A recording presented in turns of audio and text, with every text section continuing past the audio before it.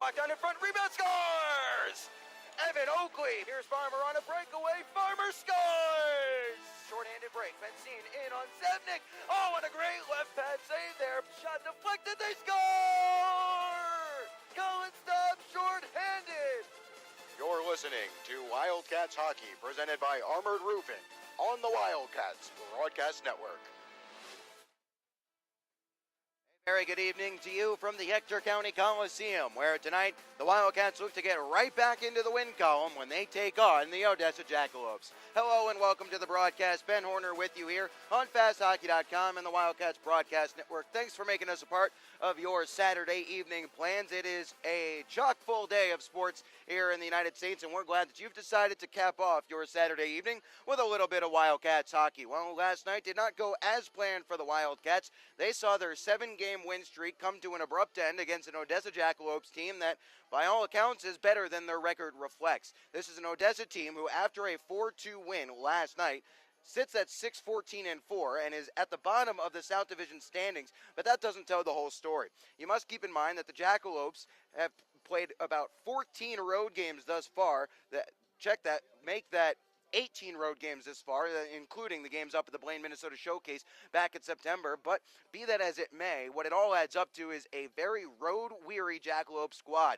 Last night's contest was just their 4th here at the Hector County Coliseum, and they've been tough to play in this building. The Wildcats found that out on November the 18th when they had to fight back from 3 different deficits to claim a 5-4 win, and they needed a shootout to do it. So Jackalopes team that, for whatever reason, seems to cause this Wildcat squad a whole bunch of troubles. The two teams are 2-2-0 against each other on the year. The Wildcats dropped a season opener 4-3 against the Jackalopes back at the KYC in September before following that up with an 8-5 win on October the 17th, and then the shootout win that I alluded to just a moment ago. But that 8-5 win is also a bit deceptive. The Wildcats, after going up 2-0, were reeling a little bit. They got back on their heels. Odessa sucked them into a bit of a track meet. The game opened up, and eventually it worked out in the favor of the Wildcats as they had a good, strong third period to salt that one away and get the 2 points. But the Wildcats have to make sure that they're playing their game and that they are not letting Odessa set the tempo. That's something that we have not seen the Wildcats do very well in the last few games. They have not been setting the tempo in the first period, and they've been letting their opponents come out a little bit stronger in the opening 20. Now, this is a very offensively dynamic Wildcat squad, and they have plenty of firepower, so the goals will come, but falling behind early is not a good recipe for prolonged and extended and sustained consistent success at any level of hockey and indeed in any sport. So the Wildcats tonight, who are 10-1-0 when scoring first and 5-1-0 when leading after 1 period of play, absolutely need to get themselves on the board first and in front against the Odessa Jackalopes. What you'll have to watch out for tonight is look for the Wildcats to come out in the first 2 to 5 minutes, play their game, play hard in their defensive zone, show good puck support in the defensive zone, something that they did not do well last night, and that burned them for 2 or 3 of those 4 goals. A reminder that the 4th goal, an empty netter, salting that one away for Kenny Hausinger. That made it 4-2. But the Wildcats are going to have to do a little bit better in the defensive zone. They're going to have to do a little bit better supporting the puck through the neutral zone and working their way up the ice. Last night, after they fell behind, they kind of got pulled out of their game plan a little bit. Started trying to hit those stretch passes to leak out on the breakaways and the odd man rushes, and Odessa was just clogging up the neutral zone. After taking a 2-0 lead, it was easy pickings for them. They stacked 3 in the middle of the ice and were able to intercept pass after pass after pass, and it added up to some tired Wildcats defensemen and some forwards who desperately needed to get some offensive zone time. But for long stretches of that third period, when the Cats were looking to come back last night, they were not able to get any offensive pressure for sustained periods of time. And of course, when they were, Robin Johansson was equal to the task. He was very good last night, picking up win number 4 on the year for Johansson. Made 28 saves on 30 shots, and there was one save in particular, and as we revisit the highlights later in the broadcast, it is in the early stages of the highlights, there was one save in particular that Johansson made last night. After the Wildcats were down 1-0, Nikita Litviak gained the zone very well along the left wing side. As he cut towards the goal line at the bottom of the circle, he fed it to Yeager, who had worked his way into the high slot from the blue line unnoticed. Yeager got solid connection on the puck, but instead of putting it top corner, He shot it straight into Johansson's chest, as Johansson didn't really know much about it. He was expecting the pass to go to Oakley and the shot to come from number 24 on the right wing side instead. Johansson made the save. That gave him some confidence. That gave his teammates some confidence, and they really started to stamp their authority on the game thereafter. They outshot the Wildcats 16-8 in the first period. The Cats would counter with a good, strong second period to get themselves back into the contest, but at the end of the day, it was all for naught. Watch out for this defensive pairing of Cam Knight and Matt Cook to have a bounce-back performance tonight. Last night, they were not at their best, and they'll be the first to admit that. The two combined for a -3, and considering that Matt Cook is one of the leaders on this team in plus-minus, has been floating around the top of that category all season long. That's very uncharacteristic for Cook and Knight. Those two will be looking to have a bounce-back performances, and as we saw David Zebnik in the cage last night, we'll see Austin Shaw as Shaw makes his first start in the last few games. The last time he started between the pipes was actually in this building. Back on November the 18th, Shaw helped the Wildcats claim a 5-4 shootout win as he stopped 3 of 5 efforts in this shootout to pick up win number 9 on the year. So the first start for Austin after he had officially committed to Princeton University. We'll see if he can make it a memorable one. You always have to watch out and be wary for that little bit of a post-commitment slump. We'll see if Shaw is able to shake that off here tonight. Let's get you into the starting lineups here, and we'll start with the Odessa Jackalopes. As we remind you, as always, the starting lineups are brought to you by Pelicans Restaurant. We start with the forwards on the left side. It's Ian Mansfield, wearing number 21, 6'1", 195 pounds, out of Lakewood, Colorado. Last year with the Jackalopes, he had 9 points in 29 games played. This year, Mansfield has 4 points in 10 games played after missing a large portion of the opening month and a half to 2 months on the injured reserve. Centering will be the captain, Chad Guderian, 5'10", 175 pounds, out of Coppell, Texas. Guderian has been a bit of a thorn in the Wildcats' side this year. He has 11 points on the season on 3 goals and 8 assists in 24 points, with a couple of points last night as well. And against the Wildcats this year, Chad Guderian has a goal to his credit thus far. On the right wing, Leo Lum, 5'8", 185 pounds, the Detroit, Michigan native, skated in 45 games for the Jacks last year, posting 17 points. This year, Lum has 8 points in 19 games played thus far. On the blue line, it'll be Lane Valamont out of Whitefish Bay, Wisconsin. Most recently at the Boston Junior Bruins of the USPHL. Valamont has 5 points in 18 games. Check that. He has 8 points in 17 games with the Jackalopes since being acquired mid-season. Pairing with him will be Jake Hamilton, the same pairing we saw last night. 6'1", 200 pounds for the Chicago, Illinois native. Hamilton has 5 points on a goal and 4 assists in 18 games. In net for the Jackalopes is Robin Johansson, 6'2", 185 pounds. On the year, Johansson is 4'7", 3 with a .419 goals against average and an .876 save percentage. Head coach of the Jackalopes is Greg Gatto. Assistants are Cody Campbell and Sean Chambers. Now for the starting lineups for the Wichita Falls Wildcats, and we'll start on the left wing side. It'll be Austin Beaulieu, wearing number 18, 5'9", 170 pounds, out of Coral Springs, Florida. Beaulieu leads the team in points with 10 goals and 11 assists for 21 through 20 games played. Centering will be Tommy Apap. He had a 5-game point streak broken last night. He'll be trying to get right back into the swing of things here this evening. 6'2", 180 pounds for the Bloomfield Hills, Michigan native. He has 15 points on the year in 18 games played, those coming on 2 goals and 13 assists. On the right wing will be Colin Staub, 6'1", 195 pounds, a 94 birth year out of Colorado Springs, Colorado. Has been a man on fire lately for the Wildcats. 18 points on the year on 6 goals and 12 assists in 20 games played, but 6 points in his last 5 games. On the blue line, it'll be the pairing that I spot shadowed a moment ago. On the left side, Matt Cook, 6'1", 195 pounds, out of Hastings, Minnesota. Cook, wearing number 7, has 15 points on the year in 20 games played. And pairing with him on the right will be Cam Knight, the future Alabama Huntsville Charger, who will head there next year. It stands at 6'1", 190 pounds, out of North Reading, Massachusetts. Knight has 15 points on the year, but has been held off the score sheet in his last 6 games. And starting in net is Austin Shaw, 6'4", 205 pounds, out of Highlands Ranch, Colorado. On the year, he is 9-1-0 with a .228 goals against average and a .921 save percentage. Wildcats head coach John LaFontaine in his first season. Chris Saransky, the assistant coach, in his second season. Those are the starting lineups brought to you by Pelicans Restaurant. Located at 2301 Midwestern Parkway, across from Midwestern State University, Pelican's Restaurant offers Texoma the choicest beef, freshest fish, and the area's best wine list. Next time you're in the Falls, be sure to stop by our friends at Pelican's Restaurant for fine dining in a family atmosphere. That'll wrap it up for us here on the pregame show. When we come back, we'll have puck drop as the Cats look to salvage a split on this weekend set against the Odessa Jackalopes. Wildcats hockey presented by Armored Roofing continues just after this on FastHockey.com and the Wildcats Broadcast Network.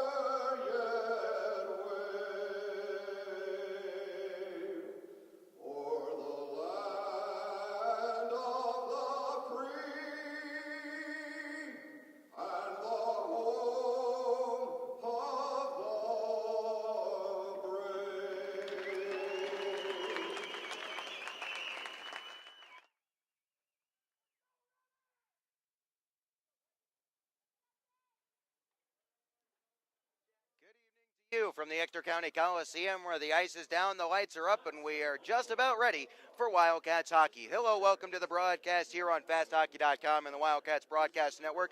I am Ben Horner, very pleased that you've decided to make us a part of your Saturday evening plans, and very pleased that you've decided to join us for what should be a great edition as the Wildcats look to avenge a 4-2 loss last night that snapped a 7-game winning streak for the Cats. They'll look to get back in the win column with 2 points here this evening when they take on the Odessa Jackalopes. Austin Shaw starts for the Wildcats in net. He's in the cage to my right as the Cats skate right to left across your screen. That's P to Q across your keyboard. Coming back the other way are the Jackalopes. Robin Johansson is in the cage to my left. He'll get his second straight start against the Wildcats. Actually, make that 3 straight against the Wildcats if you go back to last week on November the 18th.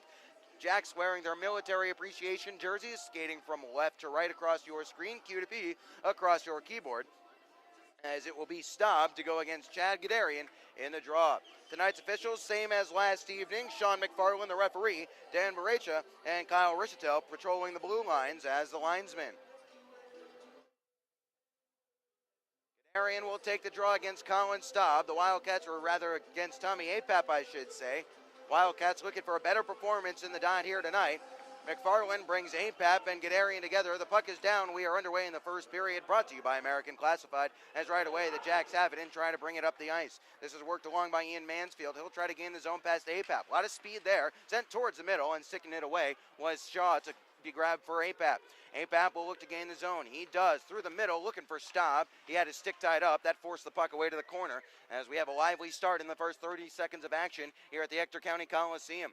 Let's see how physical the Wildcats are going to get, and let's see how aggressive they're going to be on the forecheck here, as they don't want to get burned on odd man rushes, but they sure want to establish some presence. Towards the net quickly there by Staub from the half wall, and they were sticked aside easily there by Johansson. Nice pass to find Beaulieu. Beaulieu into a seam for Knight. Shot, save, rebound is loose. Beaulieu follows up, and he couldn't get a shot away. Knight lost an edge. Could be a 3-on-1 for the Jacks. Leading the charge is Leo Lum. Cook the man back. Gadarian in the middle. Shot off the post.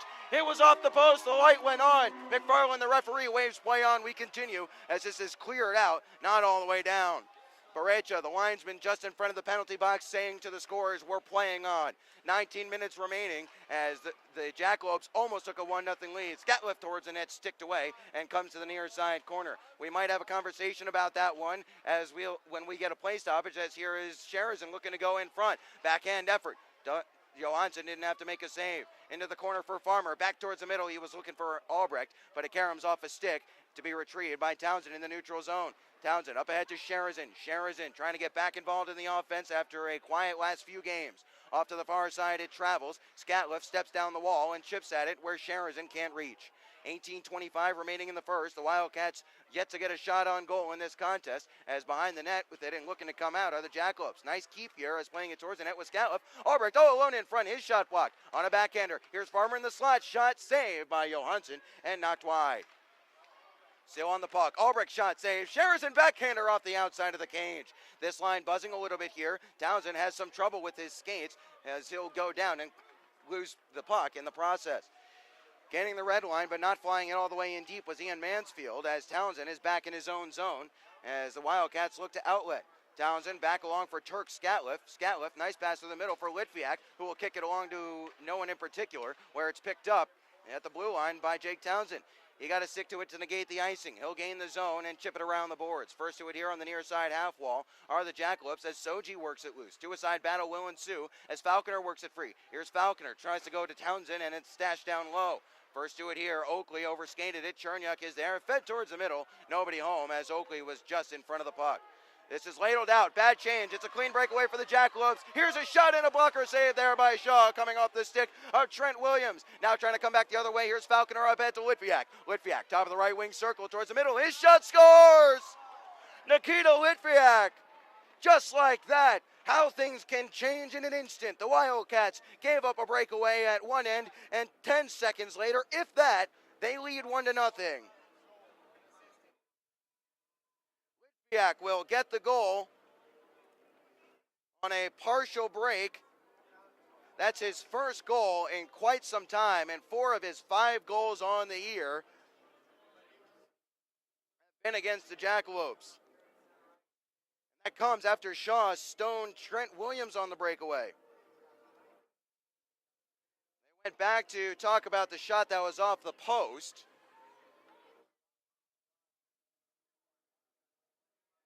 The breakaway by Trent Williams led to a 2-on-1 the other way for Falconer and Litviak. As we have a quick delay here, good goal. They had to go back to check that one from earlier that clanged against the iron, as the Wildcats have exactly what they were hoping for, the first goal in this contest. Pass dangerous, intercepted, hustling back to the near side. Cook chops at it, can't work it free as Rasberg ties him up. Alger has his pocket picked by Cam Knight. Reisinger, nice little sweep move along to Lazarus. Lazarus at the red line. He'll play it off towards the near side corner. Reisinger takes his man into the wall. Lazarus behind the net. Reisinger, shot, jam attempt. It's loose at the side of the cage. Lazarus can't go up to the point quite yet. Reisinger on a good help out will get it back to the point towards the net. Saved and easily held here by Johansson. 32 left in the first period, and what a pace we've got to the opening stages of this contest here at the Ector County Coliseum. The Jackalopes had a breakaway clang off the iron. Then they had Shaw rob Trent Williams on a great blocker save. That led to a 2-on-1 the other way for the Cats, and Nikita Litviak picked up goal number 5 on the year. As this is sent all the way down, it will go for icing as Konstantin Chernyuk, not eager to repeat the same mistake that we saw him make a couple weeks ago, was hard back to get the whistle. 16:24 remaining in the first. Wildcats out shooting Odessa 6-1 according to the big board here in the early stages. As the Cats, while they've started to, obviously they have the first goal, they have to be careful that they don't get sucked into a track meet, as Odessa has opened up with a whole lot of speed in the early stages of this first. APAP to take the draw to the right of Johansson. It's tied up. Oyu will come along on the near side wall, takes it away, but Gadarian took it from him. APAP, stop, can't hold his own. Nice job there by Hinchin to pitchfork it down low. It was gloved out, and starting the outlet here are the Jackalopes. Stepping onto this is Mansfield. Drop pass, Lum, slap shot, deflected and goes wide. I don't think Shaw had to make a save. To the far side it goes. It rattling around there, trying to dig it loose. APAP worked it to the wall, and now he'll work it behind for Chernyuk. Chernyuk couldn't sweep it along there, needing some help from APAP. Here comes the support from Tommy, and Tommy is tied up and gives to Chernyuk. Chernyuk, nice little stick handle there. Now he'll get a pass up ahead. He was looking for APAP. It was behind him. This sent in towards the cage of Shaw, swept along for Chernyuk. Chernyuk puts it back into play. Wildcats they cleared the zone there. That was a deflection attempt from Leo Love. Rishatel missed that call, but he said the puck stayed in, trying to hold the zone in doing so. Here's Brown walking in front, saved by Shaw on the near side. It was a backhand effort by Brown. He has the puck back, top of the circle, towards the net, blocked down, didn't get all the way through. Now it's Sherzin trying to spring Albrecht, and a great defensive stick there on the backside by Tim Falconer to keep Albrecht from sprinting away clean on a break. Down the wall by Soji. Matt Cook the first to it here for the Wildcats as an outlet pass is up ahead. Here's Farmer. Farmer has Sherzin in the middle. Sherzin, now it's back for Farmer, and no one could pull the trigger as someone was there on the back check. I believe it was Falconer. Trying to move it forward. Here's Kenny Hausinger racing past Matt Cook. Cook takes a bump here and will tie the puck up along the wall as we've reached 5 minutes played in an entertaining first period here. Farmer tries to go up to the wall for Sherzin to work out. Falconer stepped in front, but a good support play by Cook works the puck free. Could be a 3-on-2 for the Cats. Cook's pass, he was trying to find Sherzin. Now it's loose top of the zone. Albrecht spins onto it, into the middle. Cam Knight plays it off the back wall. Loose behind the cage. Sherzin and Albrecht hustling to this one. It's cleared, not all the way down. Great keep by Cam Knight. Slap shot, handcuffs Johansson. Rebound is picked up by Falconer. He left it behind the net. Stepping onto this was Hampus Shodal. Rattled around the far side. This should go all the way down for icing. No, it will not, as they say Townsend either got a touch or could have gotten a touch. He's back to collect and circling up ahead as he emerges from behind the cage of Shaw. Litviak gains his own. Oakley quick shot blocker save there. In the corner, Oakley will retrieve. Shields off a big check. Tries to work it along for Falconer, who is down low as well. Hamilton shoveled it along the boards as this is picked up by Odessa. And in the neutral zone, Townsend will stash back up the ice. Onto it here is Jesse Gentilla. He was scratched last night, back in tonight for Tyler Nabuzny, as this is Turk Scatliff behind the cage of Shaw. Nice spinorama there to sweep it away from some traffic as this is up ahead. Litviak got a stick to it just behind the red line. That'll slow the puck up enough to negate the icing as the Cats are in the midst of a change. They lead 1-0 here, 13:37 remaining in this first, as from outside the blue line, the puck is sent into the catching glove of Austin Shaw, and will get the whistle.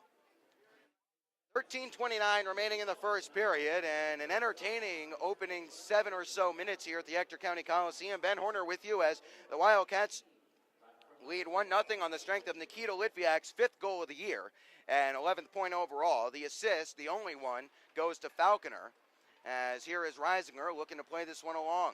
He'll skate through some traffic, and his pass, he was trying to find Lazarus. This will go for icing against the Wildcats here, as Lazarus wasn't ready for the pass. 13:20 remaining in the first, so the Cats will do it again with the defensive zone draw. So for Falconer, that is point number 9 on the year on assist number 4, as that comes after he had broken a stretch of no goals or points this coming last night with his goal last night. Broke a stretch of no points since October the 17th against these same Odessa Jackalopes. Off the D-zone draw, this is Jonathan Lazarus swooping out from behind the cage of Shaw, looking to skate it up ahead. His saucer pass was looking for Reisinger. They'll wave off the icing here as first back to it were the Jackalopes. Trying to hold the zone on the far side corner was Andrew McLean. It's worked free for Rasmus Watson-Enbach, who walks his way around Hinchin. Watson-Enbach gains his own. Hinchin all over him towards the middle, and tied up in front there was, I believe, Ryan McKellar. It's played behind the net. First to it here are the Jacks, intercepted here in the high slot by Reisinger, as Reisinger can't clear this puck down, but he'll force it into the neutral zone so the Cats can start up a quick change here. Back in the defensive zone, now into the neutral zone for the Jackalopes. Floating this one wide of the cage was Christian Hausinger, as Hinchin will retreat and sweep along for Konstantin Chernyuk. Chernyuk tries to shovel right back to Hinchin off to the far side, and Hinchin will start this one up again. His pass was to nobody in particular, spiked back in deep by the Jackalopes. Konstantin Chernyuk, first to this one here, almost played it on net of his own, as this is Hinchin jabbing at it. It's loose in the neutral zone. Beaulieu having some trouble. Loose in the circle. Shot, save, rut, chance, doesn't go! Konstantin Chernyuk sweeps it away. Shaw got his pad sealed to the left point. Sent towards the net. Blocked down in front, and Beaulieu will grab it and look to skate it ahead. It's a 2-on-2. He'll take it wide as stop goes towards the middle. Shot easily saved there and held by Johansson. 11:57 remaining in the first period. The Wildcats had a couple chances to clear the zone there. They didn't. It almost resulted in a goal against, as we saw the last couple of nights. 11:57 remaining in the first, as the Wildcats will have an offensive zone draw coming to the left of Johansson.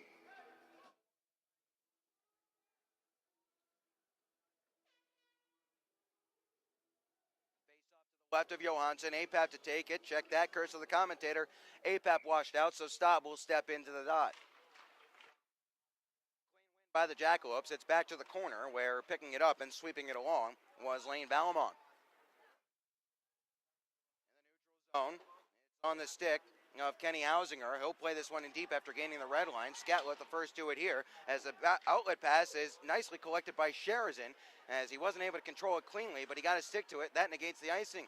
Sherazin trying to force a turnover on the forecheck behind the net, as this is worked along here by the Jackalopes, and Kenny Hausinger will chip this one high up into the air. Glove down between the blue lines by Cam Knight. Pass off the wall is up to Sherazin, who gains his own slowly. Sherazin spins away at the half wall. Nice backhand pass. Here's Knight. High slot shot. Blocked there. It's loose, and Shodal will knock this towards the corner. A loose stick in the offensive zone causes Cam Knight to tumble down to the ice. Nicely gloved down here by Sherazin, as he'll gain the zone. Upended on a big hit check, but he forces it down lower. Brown pickpocketed here by Nick Farmer. Farmer stashes it up the wall. Knight settles towards the net, skipping around there, and a late hop. Saw it skip up from the ice level into the midsection of Johansson. He was able to cover up. 10:57 remaining in the first, as the Wildcats are trying to stretch their advantage here as they lead 1-0 on Nikita Litviak's goal. And for Nikita, that is his first goal in quite some time. By the way, they might be able to add a save for Austin Shaw, or an assist, I should say, for Austin Shaw. He punched that one away. Townsend, one-timer off the face-off off a leg in front, wasn't on net. Litviak towards the net, he easily kicked away, as trying to pick up the loose puck in doing so was Leo Lum.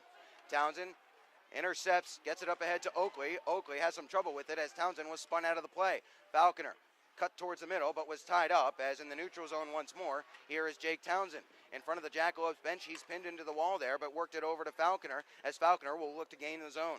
Along to Litviak. Litviak will float it off to the far side corner and let Oakley go in pursuit. Back behind. Now to the near side it comes for Litviak. Litviak, he'll chip down low. Andrew McLean first to it here for Odessa, as he'll look to spin back behind the cage of Johansson in reverse. Now looks to go out the far side. This sent all the way down. Should be icing if it reaches the end line, and it will, so we'll get the whistle. 10:08 remaining in the first period as the Wildcats lead by Nikita Litviak's goal. And just a moment ago, I was saying that's his first goal in quite some time. Indeed, that's his first goal since he picked up a pair against Odessa back on October the 17th. At topsy-turvy 8-5 win.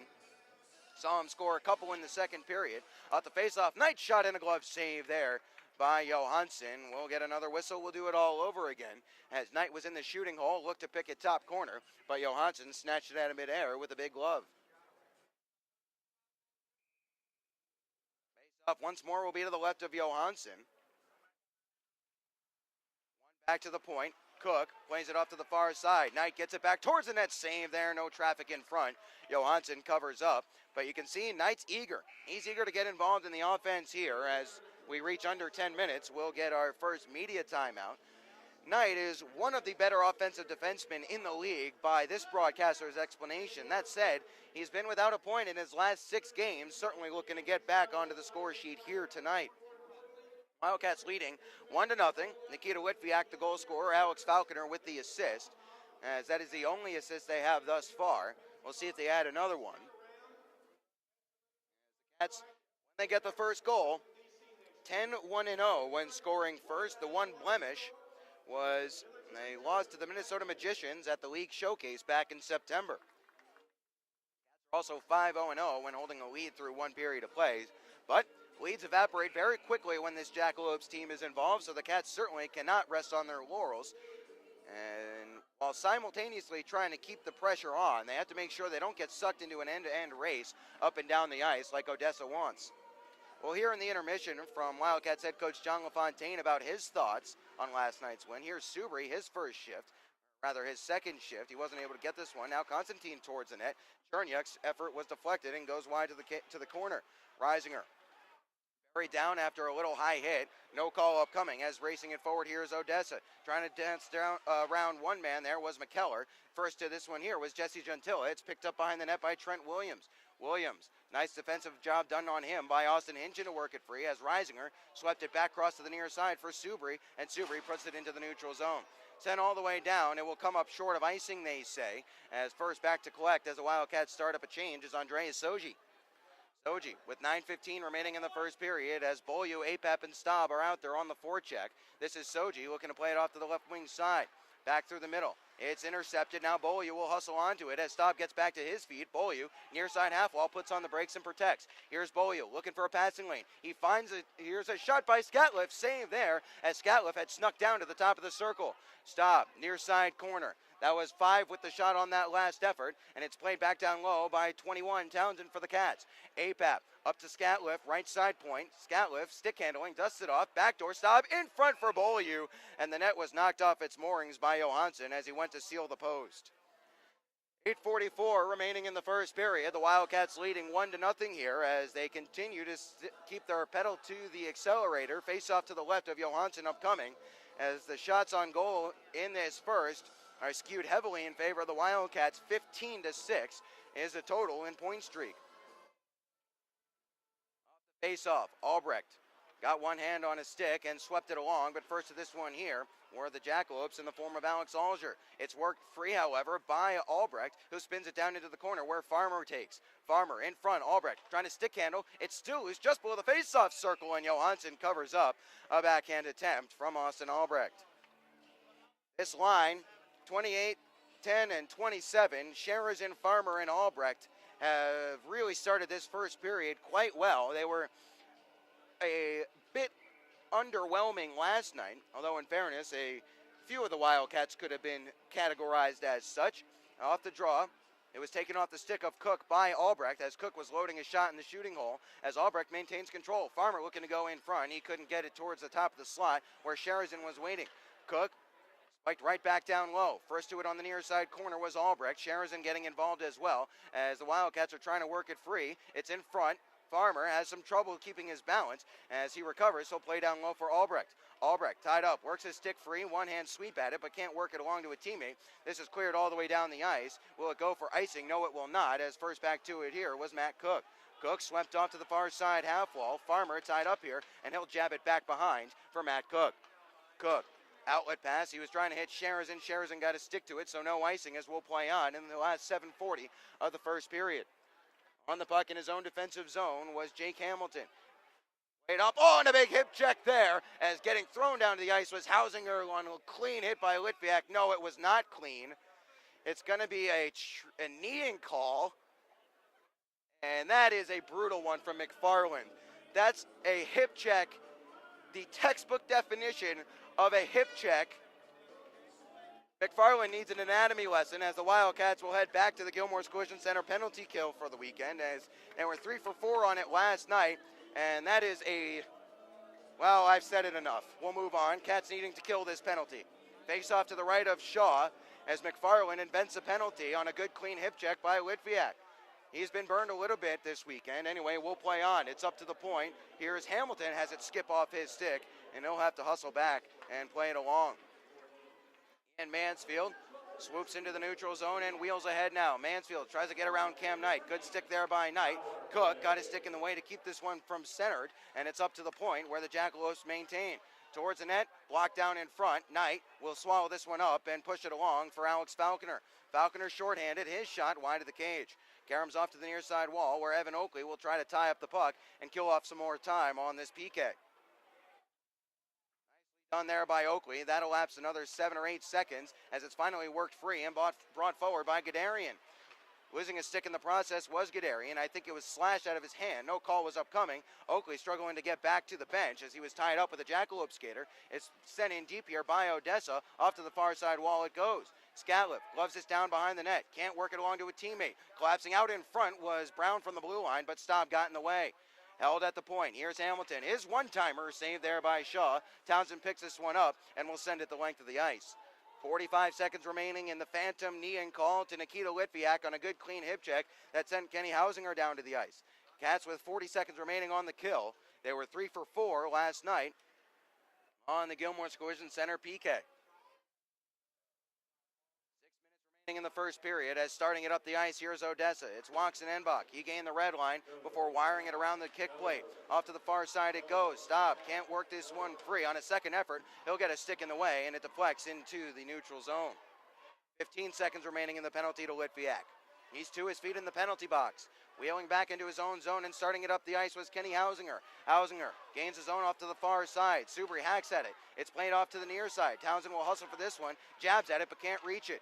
Cook, as out of the box is Litviak. It's gloved down behind the net here by Trent Williams as the Jackalopes hold the zone, but it will be a hand pass as touching up was Kenny Hausinger. So, face-off will be moved into the neutral zone. 5:25 remaining in the first period. They hold a 1-0 lead. Nikita Litviak has been the action man here tonight. He's got the goal and the game's only penalty thus far. As Litviak, a host of Wildcats players who has been trying to work their way out of a bit of a dry spell points-wise. This one off the face-off, sent in deep by the Jackalopes. Shaw out of his cage will put it on his backhand, turned it over, however, spun in front. Lazarus the first to it here. His outlet pass hit a man in front. That was Albrecht it hit, as now it's worked up ahead, but sent right back in deep by the Jackalopes. It's off to the far side. Rasmus Watson Enbach plays it down low towards the corner. He was looking for someone down low. Almost turned over here. Good recovery by Cherniak. All alone in front there was Rasberg, and Shaw directed it wide with a big paddle. Alex Alger, top of the zone, wanting it and getting it. Here's Christian Hausinger, his shot. It was floating well wide of the cage. Shaw never had to move. Albrecht ties his man up behind the net. Last 4:40 of the second period, or the first period, I should say, as it's worked ahead, but not out by the Wildcats. They need to get this one out of the zone. This is where they had trouble last night, as this is on the stick of Reisinger. Plays it off to the near side for Albrecht, and now Albrecht has to retreat once more. He'll finally play it up to Lazarus, who will give it right back to Hinton, who gives it to Staub, as the Cats get the change that they desperately needed. Here's Staub, wheeling his way through some traffic and plays it into the Odessa bench area. That'll draw a whistle, and we'll have a face-off in the neutral zone. 4:17 remaining in the first period. Cats hold a slim one-goal lead over the Jackalopes. Ben Horner with you on FastHockey.com and the Wildcats Broadcast Network. If you're just joining us, Litviak the goal scorer on the evening, as off the face-off, a nice win by the Cats. It was Apap on a second time of asking who got it to Knight. Knight along for Beaulieu, who gives it up ahead to Staub as he was buried. Staub himself is buried as well on the near side half wall. Jesse Gentilla first to it. Off to the far side, Knight the first to it there, as he'll send it towards the cage where Johansson easily knocked it aside. Knight back towards the net once more. He was looking for Apap down low, or really anybody involved, as it didn't reach him, as it was cut out by Valamont to give along to Hamilton. Hamilton, now Jesse Gentilla in the neutral zone. Cook with a nice job to settle it. Then he's hit hard from behind. That'll draw a whistle as McKellar threw one on net and then worked over Beaulieu. We're going to get a checking from behind call here as Staub and Trent Williams come together. after the fact. It's a checking from behind call as Cook got hit down, square in the numbers. Sitting in the box is at least one man for Odessa. I think McFarland's going to let the extra stuff wash out. 3:44 remaining in the first, as the Cats will head to the power play for the first time tonight. Jake Hamilton, the man guilty of the penalty, as Wildcats on the year on the power play, 19 for 89. That's 21.3%. Last night, they were 1 for 4 on the power play. Colin Staub got that power play goal. Face off, you can't work it back to the point, but Falconer will come along and try to maintain possession. Still not out of the offensive zone of the Wildcats as it's worked down low. Nicely by Beaulieu to find Staub, and now Staub spins off the wall from Soji. Beaulieu up to the point. Here is Knight looking to trade it back towards Beaulieu. Now towards the net to flex wide. Apap touches at it but can't direct it towards the cage. Nice keep here at the right point by Cam Knight. Beaulieu wants it top of the left circle. He'll get it. Back to Knight, middle of the blue line. Knight holds on a one-timer. Now walking towards the middle. He'll give it towards the back door. He was looking for Staub. Staub didn't reach him, but he'll recover and take it away from Soji. Soji clears only as far as Knight at the blue line. Here's Knight, shanks it towards the net. Along for Beaulieu, top of the left circle. Beaulieu shot, scores! Sniper from the circle, and the Wildcats get a power play goal. They lead 2-0.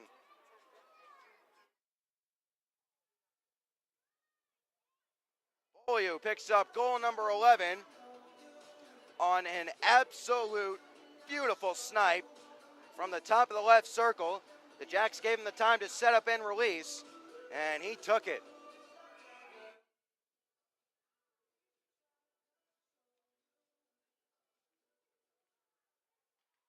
So we're back to play here. That is power play goal number 20 on the year for the Wildcats, and a pretty big insurance goal, or I don't want to say insurance goal, but a pretty big second marker for the Wildcats in the last 2:45 of this first period. Here's Falconer. He'll gallop along, gain the zone. Nice stick move. Here's Falconer holding his shot. Score! Alex Falconer with a great individual rush. Dangle through 1, 2, 3 and get a shot away. And the Cats now lead 3-0.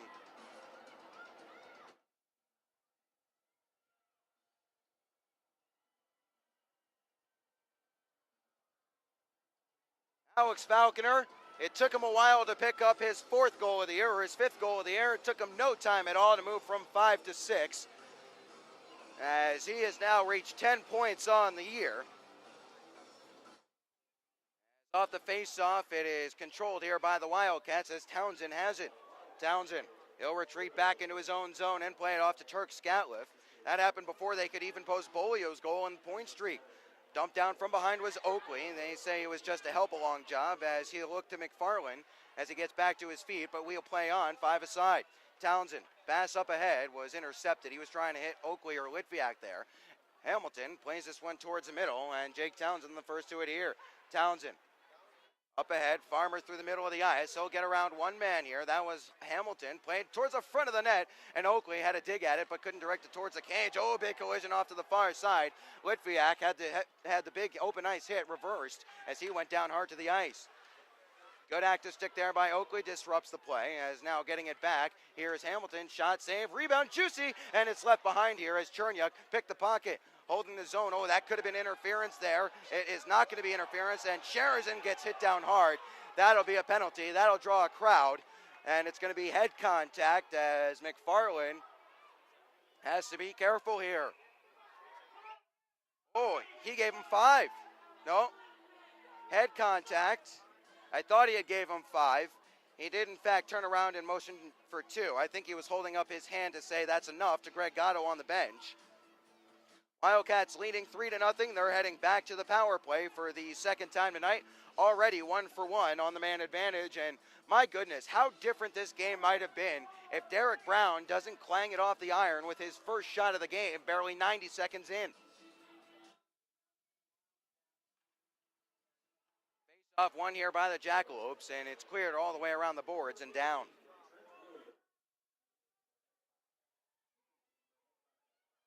Head contact is the call. Bringing it up the ice, here is Matt Cook. He'll gain the zone. Almost left it behind. Good recovery at the blue line. Got a little too cavalier with it, and it's worked up ahead. Reisinger as it's spiked away from him. Now Hampus Scholdahl will look to bring it ahead. Had a shorthanded goal last night. He'll take it into the corner where Cook will tie him up. Coming along to chop it free were the Wildcats in the form of Jonathan Lazarus, as it's Reisinger skating it up the ice.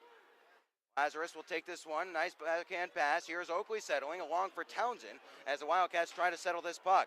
A one-hand jab effort there by Townsend knocked this puck down the wall, but they couldn't maintain possession, and it's sent down the ice as we're in the last minute of play in the first period. Brought to you by La Quinta Inns and Suites.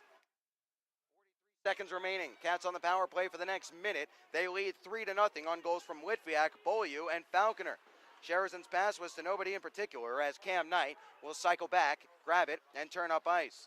Knight looking to walk his way all the way into the zone, and does. Here is Knight. He'll slam on the brakes at the half wall, plays it up to the point where Farmer has it and gives it back to Knight. Knight holding his shot block, loose in the circle. It's down low where Litviak tries to pull it along the boards. Litviak gave it along to Cam Knight. Farmer middle of the blue line, loading a one-timer, goes high and gets the glass. Litviak in front looking for Beaulieu, and it skipped over his stick. As in the last 5 seconds, here's Gadarian skating it up the ice. His slap shot, saved there by Shaw as the horn sounds, as the Wildcats will skate into the locker room with a 3-0 lead over the Odessa Jackalopes. Goals from Litviak, Beaulieu, and Falconer have the Wildcats 3 goals to the good. Shots on goal in that first frame, 18-7 in favor of the Cats. They did pretty much exactly what Wildcats head coach John LaFontaine said he wanted them to do, and we'll actually hear his whole thoughts on that as I spoke to him earlier in the day. And all that and more is coming up on the intermission report on the other side of the break here, as Wildcats hockey presented by Armored Roofing will continue just after this here on FastHockey.com and the Wildcats Broadcast Network.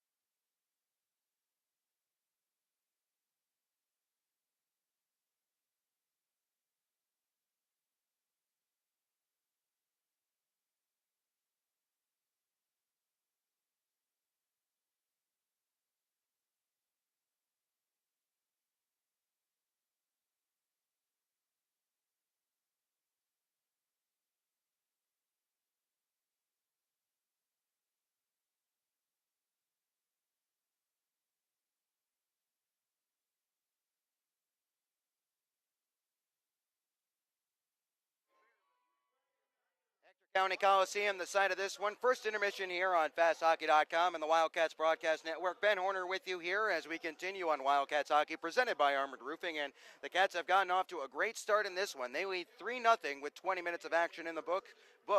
Goals from Nikita Litviak, Austin Beaulieu, and Alex Falconer. And the goals from Beaulieu and Falconer were quick strikes, just 22 seconds apart.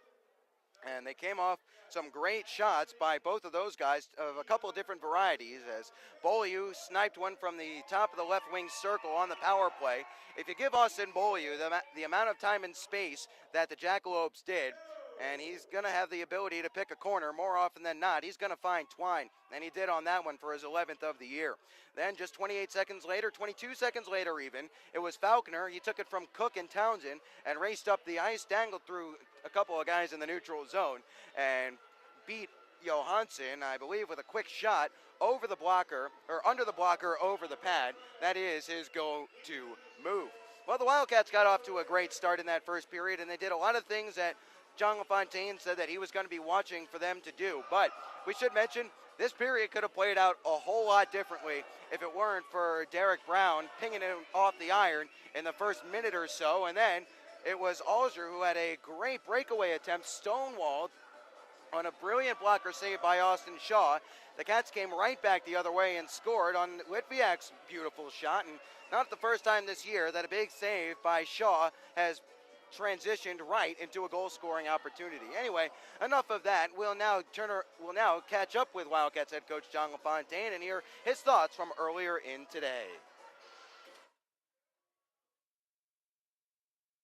With you here, Wildcats fans, and joining me now is Wildcats head coach John LaFontaine as the Wildcats look to get right back into the win column after they had their 7-game win streak snapped last night against the Odessa Jackalopes. A 4-2 loss. The Cats once again the victims of a slow start in the first period, and once again that proved to be their downfall. And John, what were your general thoughts on the contest as a whole? Well, you kind of summed it up there. Summed it up. We'd been, winning games the last 3 in a row, but not winning the first period. Coming out slow and not being ready, kind of complacency. Then you get down, and then you decide it's time to wake up, and eventually that catches you. Caught us. We got down 2-0. And I don't think the the goals that they scored were goals because of lack of effort. One was a really nice power play tip, and then a kind of a rare penalty killing goal, but that's two on the last 2 games against us.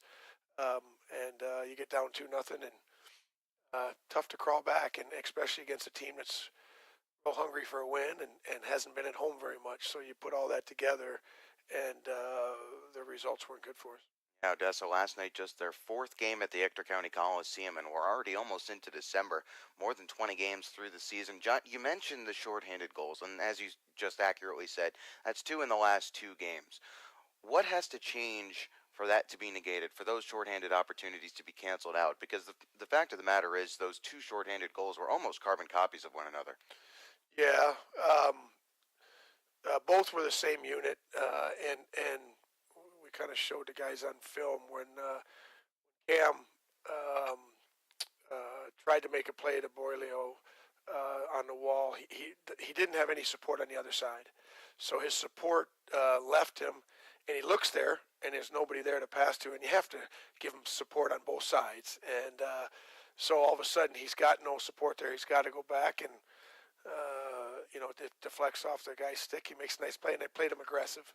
And next thing you know, he's coming down. Now, it wasn't breakaways. It wasn't like both of these goals were breakaways. They were both shots where Cam's playing them one-on-one. They cut back and take a shot from, dot and circle or as you draw a line somewhere there. And they aren't that low, but both got through David, and all of a sudden we're down. Wildcats, it seems like the last couple of games, they have not been clearing the zone at the first time of asking. What do you attribute that to, John? I think some of that is just respect for the other team. That it's no biggie.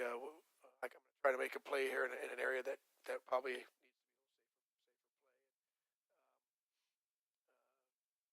be we got to get a better job of not turning the puck over at and I think offensively we've done a little better job at the offensive blue.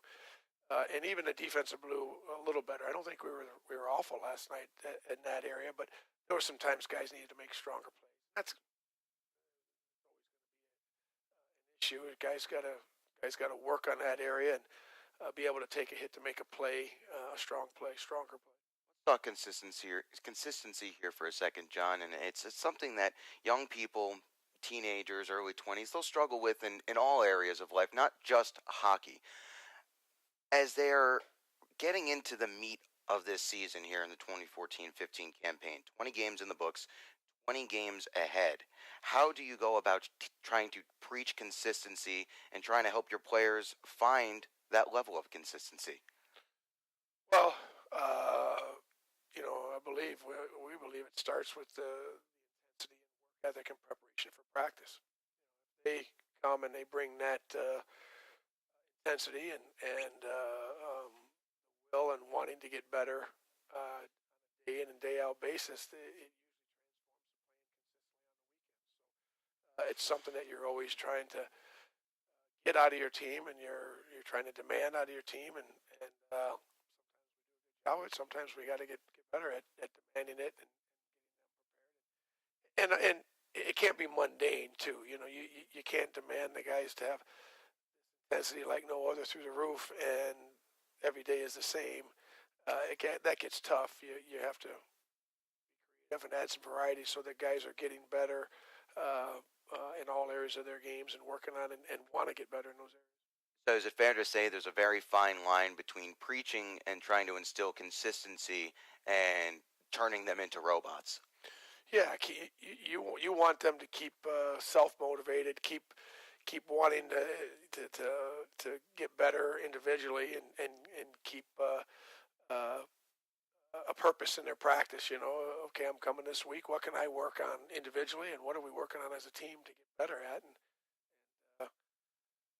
sometimes I always say, coaches got to win the practices, and if they don't, then what happens on the weekend?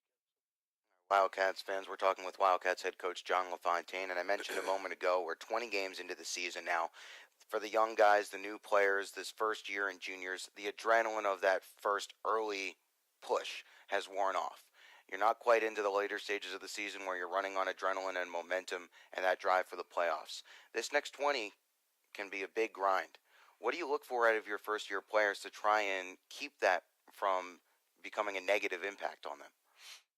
Well, winning breeds some good environment, good atmosphere, and guys believing in themselves and believing in each other and in the system that we're playing. So we've had that, and there's no reason for guys not to all be on the same page, working and focusing together. With that said, we haven't had that tough of a schedule. It's been pretty easy. Home games, sometimes off, weekends off, and so now we're going to see what we're made of with kind of the stretch that we're going to 10 out of 12 on the road, and now 9 out of 11 to go. So it's tough to go on the road. It's tough to win on the road. It's tough to take over some of these barns. So we're going to see how hard our guys really want to work and how disciplined we can be to have success on the road. It's a lot tougher. So it's a good stretch. It's actually the stretch that you want probably at the right time. This is good for us because we've built some confidence up, and the guys seem to want to play for each other. And so now let's see how we can do it in some adverse conditions. So. Absolutely. The next set of games is going to be a real litmus test for where this Wildcats team will be towards the end of the 2014-15 campaign. And if you look back through the years in the North American Hockey League records, you'll find that where teams are around the middle of January is quite frequently where they might finish. So the Wildcats will be looking for a solid showing over this next set of games, as you were mentioning, John. And that's going to have to start tonight, a second game on the weekend against the Odessa Jackalopes. The Cats have not lost back-to-back games this year, and the offense has been a big weapon coming out of losses. 6 goals per game in contests immediately after a defeat. What do you look for out of your team in the first 2 to 5 minutes of this contest? Well, we just haven't come out of the gate ready to play, and back at the players and ask them what do we need to do differently. Warm up. What's the mindset that we need to have to come out? And it was good to hear some of the guys' input and directed at themselves and each other to tighten up warm-ups, tighten up the locker room, to be better focused, not to wait till we're down to go, okay, now let's turn it on, let's fire it up. And we've been able to do that and win games. And in this league, there's just too much talent. And, not a huge separation between the first place team and the last place team as far as skating and skill.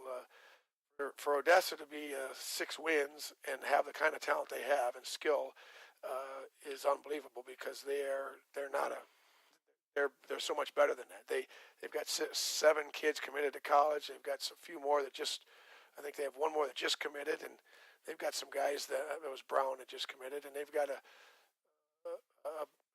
core that are right underneath them that are as good as anybody in the league. So this is the team that's in last place. It tells you how strong this division is. South Division certainly competitive from top to bottom. The Wildcats will look to finish off these next 2 periods strong and salvage a split out of the weekend. John, thanks so much for your time. All right, thanks, Benny. Well, you heard it there. The Wildcats did almost exactly what the coaching staff wanted them to do tonight. They came out strong. They got a goal in the first 5 minutes. Oh, and how different this game could have been. And I'll mention it a few more times throughout the broadcast, because it really is a game of inches. Last night, it seemed like that shot certainly would have gone in for Derek Brown and the Odessa Jackalopes, as he had a great chance to stretch the score, or to open the scoring, but it was turned aside by Austin Shaw, and the Wildcats skated right up the other way and made it 1-0. Let's take a quick look at the out-of-town scoreboard, brought to you by Jerry's Sporting Goods, and see what else is going on around the North American Hockey League. We'll start in the South Division here, as the Wildcats are doing a little bit of scoreboard watching here tonight. It's early, yes, but never too early to start keeping track of what your opponents are doing on the game nights here. It is 1-0 Topeka leading the Lone Star Brahmas. Topeka looking for the weekend sweep. They broke the Brahmas' 10-game winning streak last night. There's about 3 minutes left in the first period there at the Landon Arena at the Kansas Expo Center. But here's what you have to remember about Lone Star and that winning streak. All of those were at home. They're just 3-4-1 on the road this year. Elsewhere, they are just underway in Hidalgo. Rio Grande Valley finishing out a 2-game home set to the Corpus Christi Ice Rays. The Ice Rays, another team that has had some road struggles this year, 0-5-4 on the road, are Corpus Christi. They lost last night 1-0. They are deadlocked 0-0. Nachi will host Kenai River later on tonight. As let's take a look at what's going on outside of the South Division now, as Johnstown, coming off a 2-1 win last night over the Janesville Jets, are deadlocked 1-1 through 40 minutes of action there in central Pennsylvania. The Tomahawks have come on strong of late and are 4-0-1 in their last 5 games. The Eagles and Warriors deadlock 0-0 in Flint's second intermission there, as Springfield trails 2-1 to the Keystone Ice Miners with about 7 minutes remaining in the second period. That'll do it for us here on the Dairy Sporting Goods out-of-town scoreboard. We'll keep you updated on those scores throughout the remainder of the contest. We'll step aside quickly. When we come back, we'll have the second period of action between the Jackalopes and your Wichita Falls Wildcats.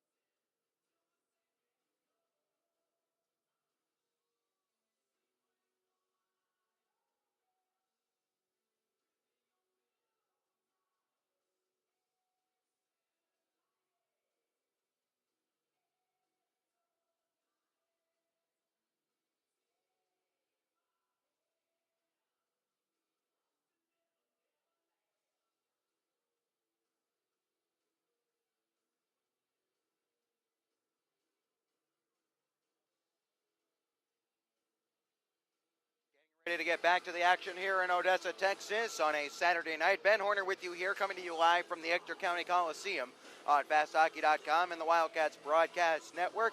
Wildcats hockey presented by Armored Roofing reaches the second period of tonight's contest as the Cats lead 3-0 here. Goals from Litviak, Beaulieu, and Falconer in that first period. As the Wildcats will look to stretch that advantage here, they will have 20 seconds of carryover penalty time, as Odessa will look to kill that off to get things started here. Want to send a couple of shout-outs to wherever you may be joining us from, but notably the Townsends and the Shaw clans, both hailing out of Highlands Ranch, Colorado. Have you guys ever considered opening up a Wildcats fan club chapter in Highland Ranch, Colorado? We've got the makings of a pretty solid board right there with Mr. Townsend and Mr. Shaw. Give it some thought and let me know. Getting set to get back to the action here. It'll be APAP to go in the draw against Max Rasberg, or rather make that Hampus Shodal. Third time's a charm. That's actually Chad Gadarian.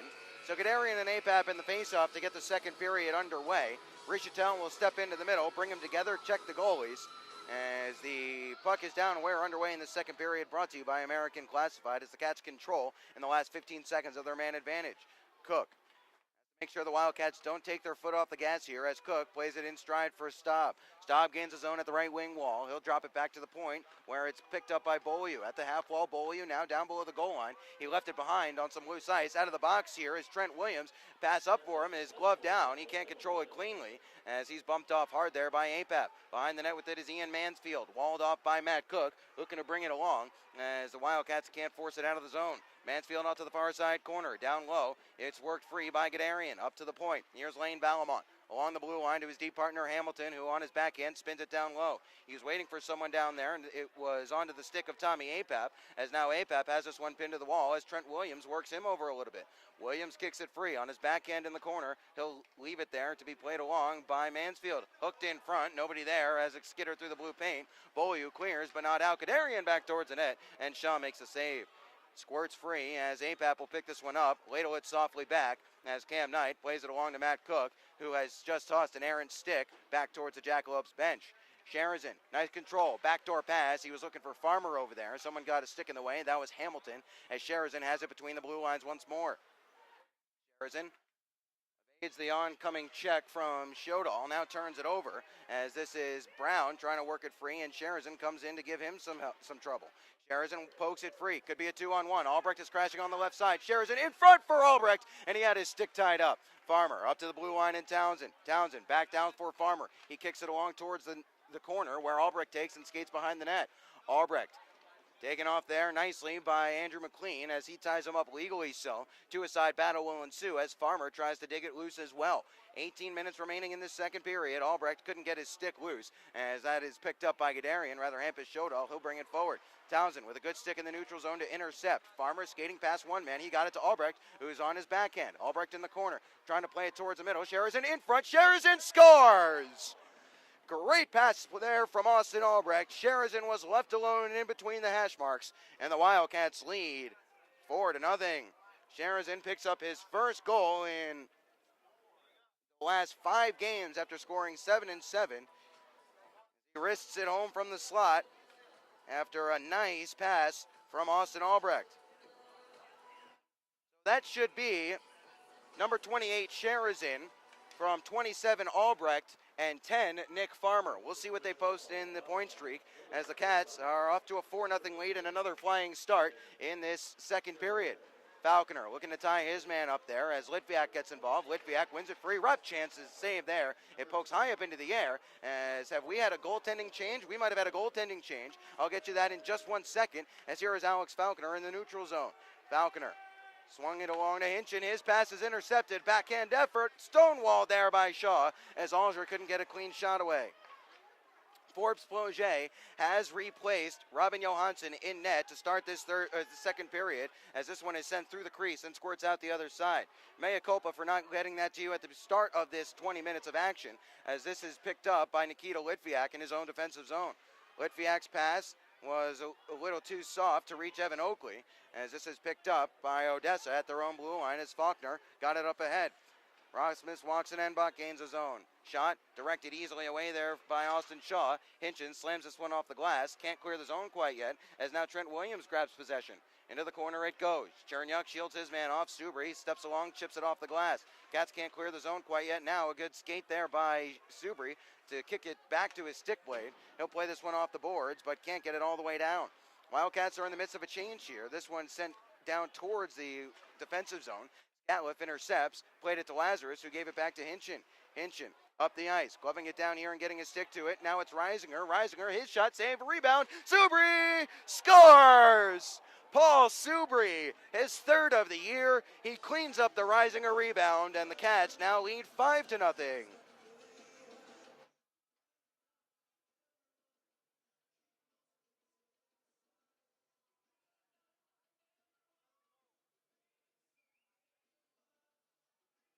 So, 2 shots faced now for Forbes Ploget. Well, 3 shots faced for Forbes Ploget. 2 goals against. Let's get you what Ploget's numbers were heading into this game. 0-5-1 with the Jacks, 4.65 goals against average, and an 8.50 save percentage. And, well, a short-lived outing for Mr. Ploget, as Robin Johansson is deemed to be the lesser of 2 evils right now. He'll retake his place between the pipes.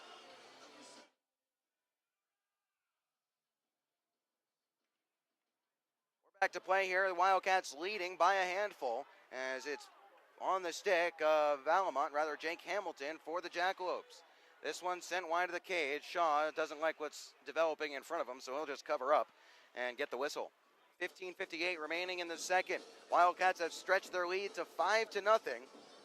They've gotten goals from 5 different goal scorers. Kevin Sherazin found the score sheet. That was his first in 5 games. Subri found the score sheet just a moment ago, cleaning up the rebound on Reisinger's bid. Good effort by Subri for his third of the year, as Beaulieu gives this one up ahead for Apap. Apap chips it in towards the corner and goes in after it. Awkwardly there. He'll keep his feet, play it towards the point. Scatliff fanned on a pass or on a shot attempt towards the net. Now charging forward. Here's Valamont. Valamont off to the right wing side. It was intercepted. Mansfield, his effort on the backhand was easily knocked aside. Litviak. Rather, this was Townsend. Scatliff will pick this up, and he'll ladle it softly in as the Cats will start up a change. 15:20 remaining in the second period. Mansfield ridden off it here by Sherazin. This is much better here in the offensive zone by the Wildcats tonight, as this is great puck support along the wall. Chernyuk on his backhand, plays it towards Sherazin. Oh, he couldn't pull the trigger as it was sticked away at the last second. Up the ice come the Jackalopes. And this is Guderian back through the middle. Shot goes wide of the cage and had a lot of people fooled in the crowd, myself included. I thought that was ticketed top corner. This one goes out of play, and we'll get the whistle. The effort came from the stick of Guderian. 14:58 remaining in the second period. Wildcats now leading by 5 after Sherazin and Subri have scored in the first 5 minutes of this contest. That'll be Subri on the goal. That should have an assist from Reisinger on the effort, as his shot was saved by Ploget, but he couldn't grab the rebound. So for Max, that's point number 12 on the year, as this is played in deep. Shaw couldn't reach it there, swung towards the net. It's off the outside of the cage. Farmer tries to ride his man off it. That's Kenny Hausinger over there, as this is Cook tying Kenny Hausinger up. Hausinger had a goal and a couple of assists last night. His goal was an empty netter, as this is going to take a drastic change in fortunes. This is sent all the way down. Sherazin, great speed to negate the icing. Johansson will go for a skate. He'll send it off to the near side wall. Albrecht there. He'll take it in the corner, haul down to the ice. This is going to be a penalty. Who's it against?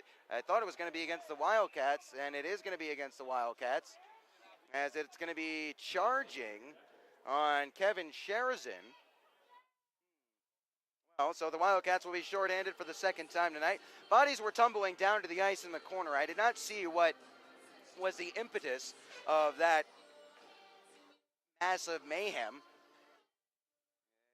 The Cats are 1 for 1 on the Gilmore's Collision Center penalty kill tonight. They'll get back to work on the PK. On the year, the Wildcats have done very well on the penalty kill, especially of late. 66 of 77, now 67 of 78.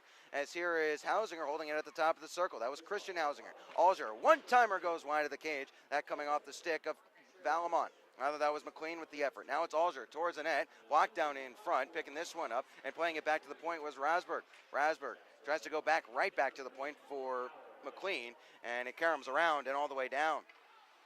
Falconer, oh, look out here. He lost an edge as he was putting on a short-handed forecheck, and both sets of players realized that was completely unintentional as it draws some oohs and ahs from the crowd. Wildcats will have a face-off coming right in front of them. in front of their bench area, that is. A minute 33 remaining in the penalty to Kevin Sherazin. It was a charging minor. 13:52 remains in the second as the Cats lead 5-0.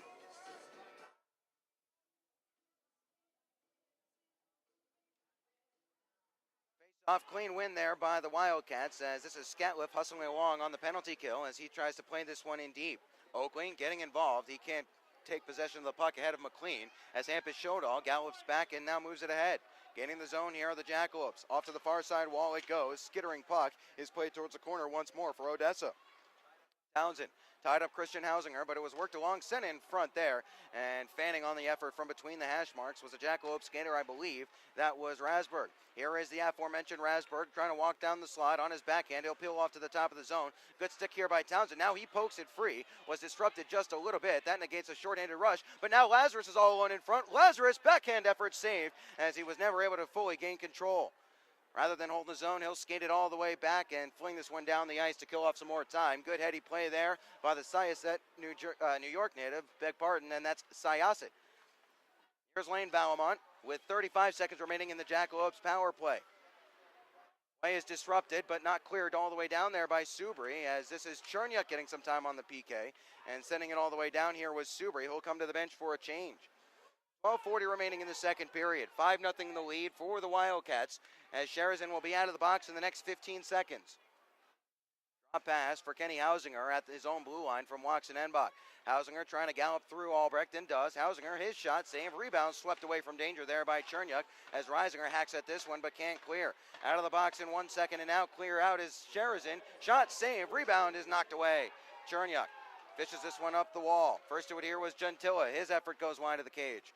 To the near side at Karams. Albrecht. Nice puck protect here as now he's ridden off it by Trent Williams. Has some pressure and he'll play across ice to Chernyuk, who will swivel it along for Kevin Sherazin. Very impressed with Konstantin Chernyuk tonight and this weekend as a whole, as this outlet pass looking for an ambitious Austin Albrecht was intercepted. Jesse Gentilla back at in his own zone. Tries to play it up ahead. Chernyuk rolled his man off. It could have been an interference call, none forthcoming.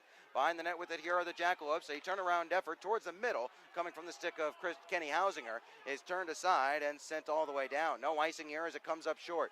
Here is Tim Faulkner back. Out of the offensive zone of the Wildcats by the Jackalopes. Ian Mansfield gallops onto this one in the neutral zone. Litviak, good shoulder effort there, as this is Cam Knight. The Wildcats are running Odessa ragged right now. Here is Cam Knight looking to gain the zone. Has Apap off to his right wing side and uses him. Apap towards the corner, he'll go. Give it to Litviak now. Litviak trying to stash in front. Knight shot, blocker saved there by Johansson. Puck loose in the slot, and it's chipped away there from Colin Staub, who was getting ready to pull the trigger. Banked off the boards and all the way down. It will come up short, just short of icing, as Cook is ridden hard into the wall there by Leo Lum.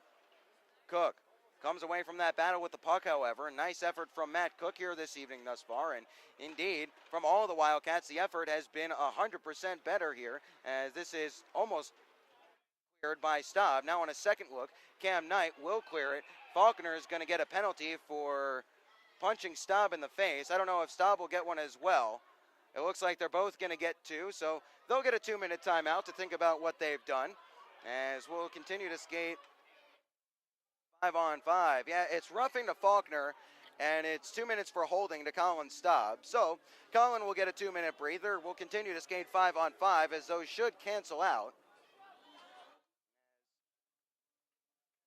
The face-off will be in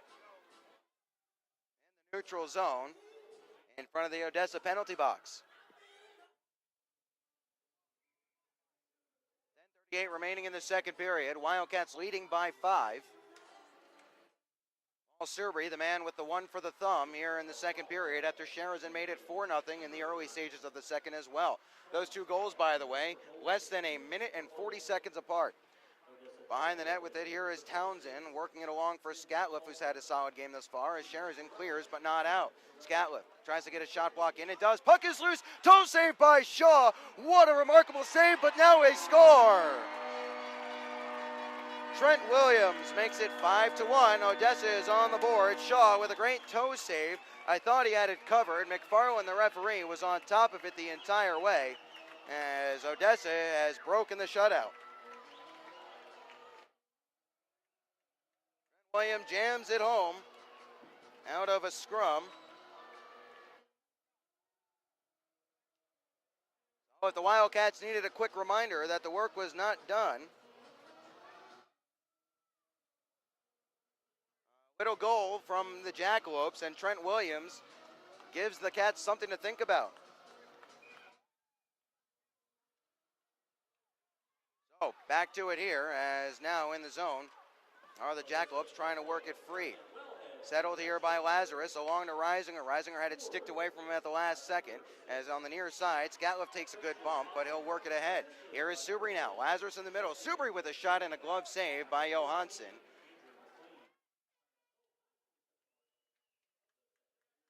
9:55 remaining in the second period as the Wildcats have had their 5-0 lead cut down to 5-1 here. Faceoff will be to the left of Johansson, who was given a 4-minute breather at the start of this second before Ploget gave up 2 goals on 4 shots faced. Ploget, who was acquired from the Wenatchee Wild in October, has really not worked out the way Greg Gatto and the Jackalopes have hoped. Trying to get around one man, and doing so, here's Watson, and Buck scores! It's 5-2, game not over. Now it's Hinchin who got turned around at the blue line a bit. There was no one else back in the zone.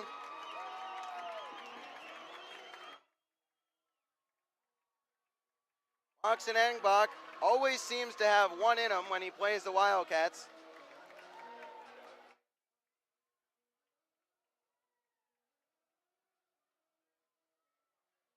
As now the Wildcats need to get the next one here, or you'd think they would need to get the next one, because if Odessa cuts it to 5-3, that's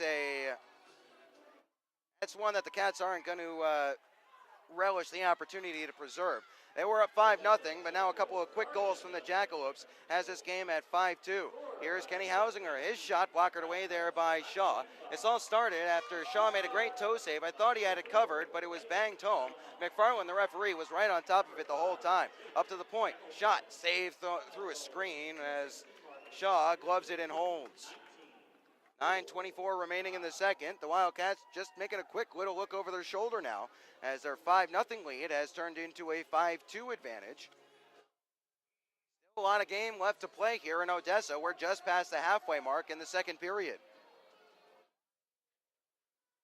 Face-off. Here is Reisinger. Reisinger jabs at it but can't get it free. The Wildcats have to continue to do what was making them successful in the first few periods. Reisinger will let some support develop as Cam Knight gains his own. Here is Knight. Off to Reisinger's circle. Back door. Here's Subri, and he couldn't settle and pull the trigger as this is picked up by Brown. Brown getting worked over there by Reisinger. McFarland thought about calling a penalty. None is upcoming as this is Hampus Shodall in his own zone. Along for Lane Valamont. Valamont back behind the cage of Robin Johansson. Turned over. Reisinger's shot and a great glove save there by Johansson, point blank, after Reisinger picked the pocket of Hamilton behind the net. Swept off to the far side for Reisinger once more. Trying to go through the middle of the ice. He was looking for Lazarus. It's off a skate. Pinballs all the way back to Matt Cook at his own blue line, who gives to Cam Knight, who gives back to Matt Cook. Skipping over the blade of Cook, he'll re-corral and get it along to Cam Knight, who sends this one towards Subri, who directs this one into the offensive zone. Here's Derek Brown now. Brown. Albrecht couldn't force the turnover. Now it's on the stick of Farmer. Farmer plays it into the skates of Sherazin now. Sherazin getting around Valamont. Sherazin trying to walk towards the middle. His shot saved. Rebound, they'll jam for it, and Johansson will make the save and cover up. We'll get a whistle. 8:10 remaining in the second period. Wildcats had led 5-0, but a couple of quick goals for the Jackalopes have given them something to think about, as now it is 5-2. The Cats' lead is cut to 3. Christian Hausinger got the first goal, according to the point streak.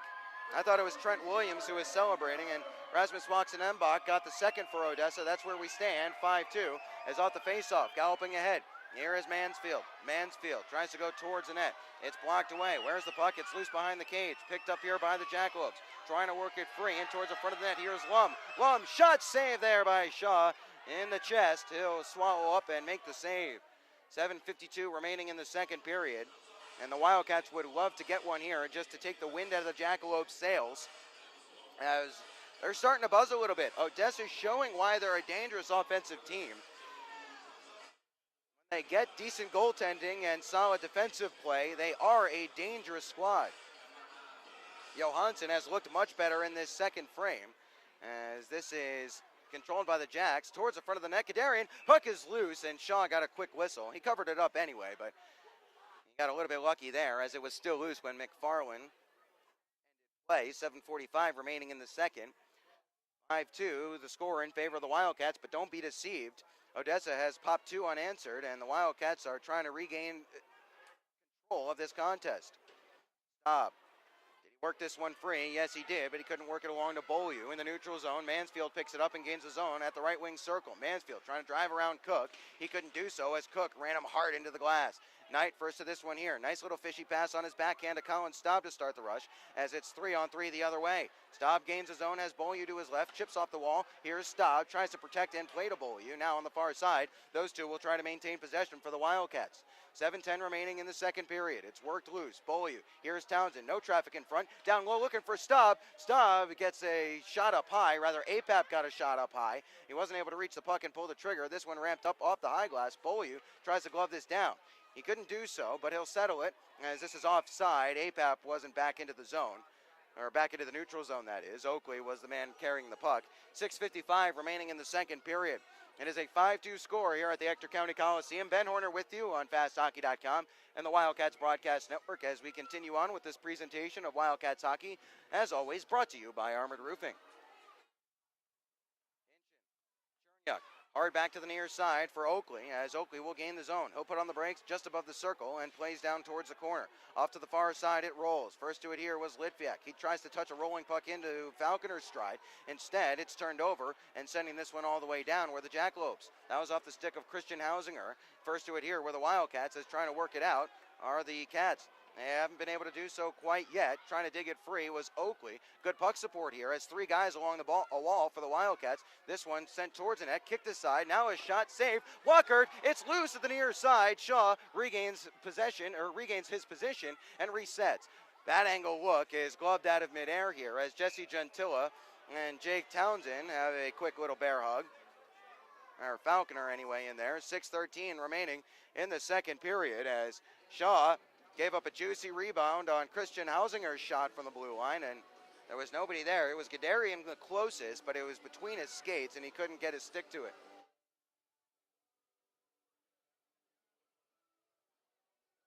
Face-off will be to the right of Shaw.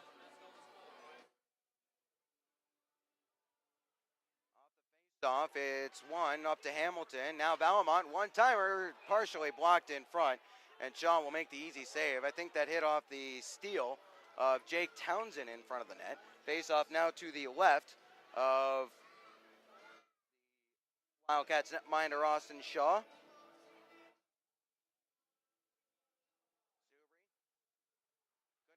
Draw sent towards the net, saved, held, and controlled by Shaw, who is being called into action a lot in the last few minutes. Wildcats have a sizable edge in shots on goal, 26-15 in the game, but 7-7 in the second period. Face-off. From for it and working it free where the Cats, as Reisinger will take this one along from Lazarus. Here's Reisinger on his off-wing side. Nice little stick move. Now cuts towards the middle and left it for Lazarus. Lazarus looking to go all the way around in front. Instead, it's up to the blue line for Townsend. Townsend back off to the top of the circle and Lazarus. Lazarus holding his shot blocked. He sends it back towards the cage. He'll get it right back. Lazarus. Now a quick shot from Subi. Reisinger couldn't control. He'll curl back and play it up to the point. Scatliff along for Townsend. Wanted a one-timer. He'll settle his shot blocked. Townsend again. His shot blocked again. Puck loose again, and Townsend's shot saved. It was spilled there by Johansson, but McFarland blew the whistle to stop play. 5:27 remaining in the second period, and the Cats would love to get a good, solid offensive zone spell over the next couple of minutes here as we wind down towards the end of the second period of action.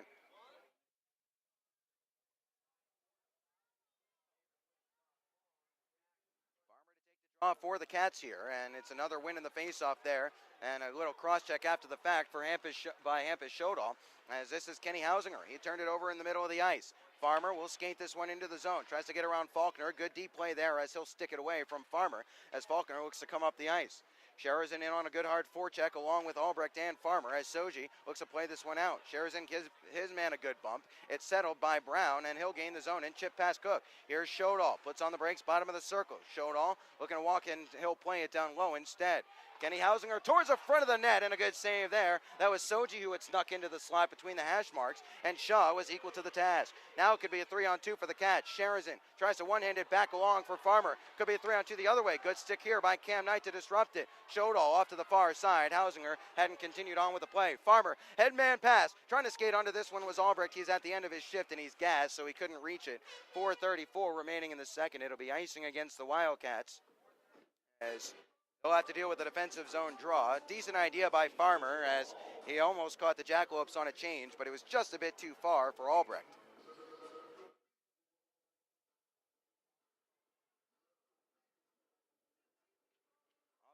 Off. Here's Hausinger, wanted a one-timer. It's knocked down in front, cleared down. This should go for icing, and will go for icing. 4:25 remaining in the second. We'll do it all again. That whole thing took 9 seconds off the clock, as the Cats will look to win another face-off again. This one coming to the left of Austin Shaw.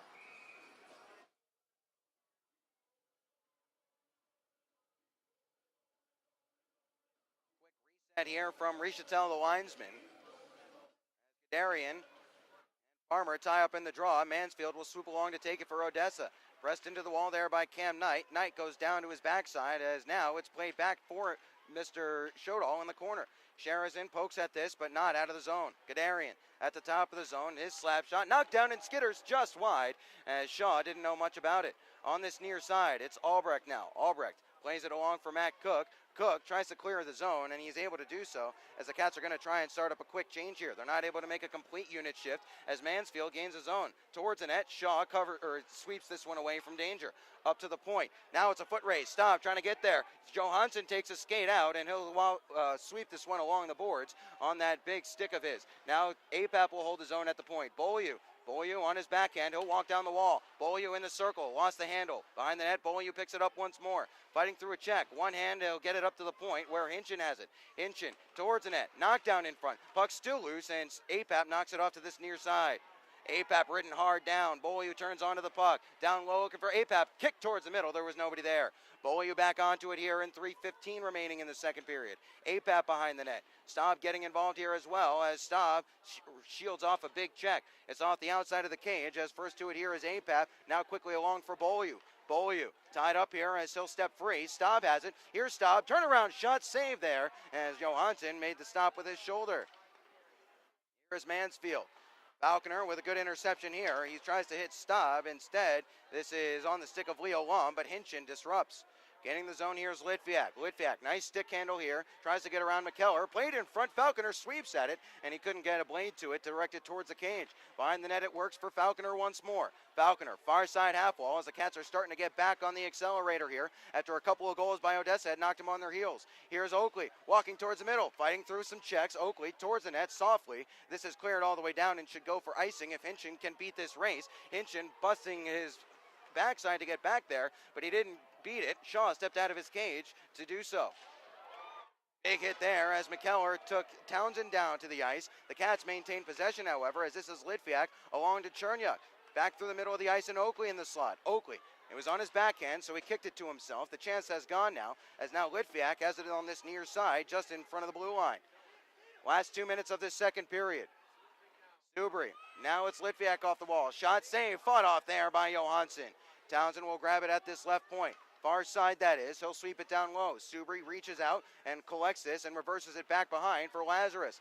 Lazarus, as Reisinger gets to the slot, passes to Townsend. Townsend, slap shot blocked, and that caroms all the way down. That stung Jesse Gentilla. He is struggling back to the bench. That hit him in the left foot.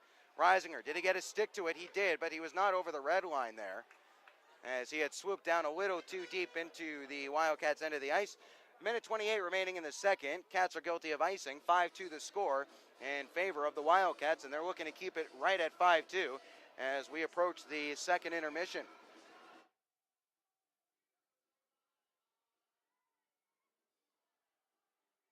Off won by Watson Enbach. Puck is loose there as Reisinger has this and sweeps it back to Townsend's defensive corner.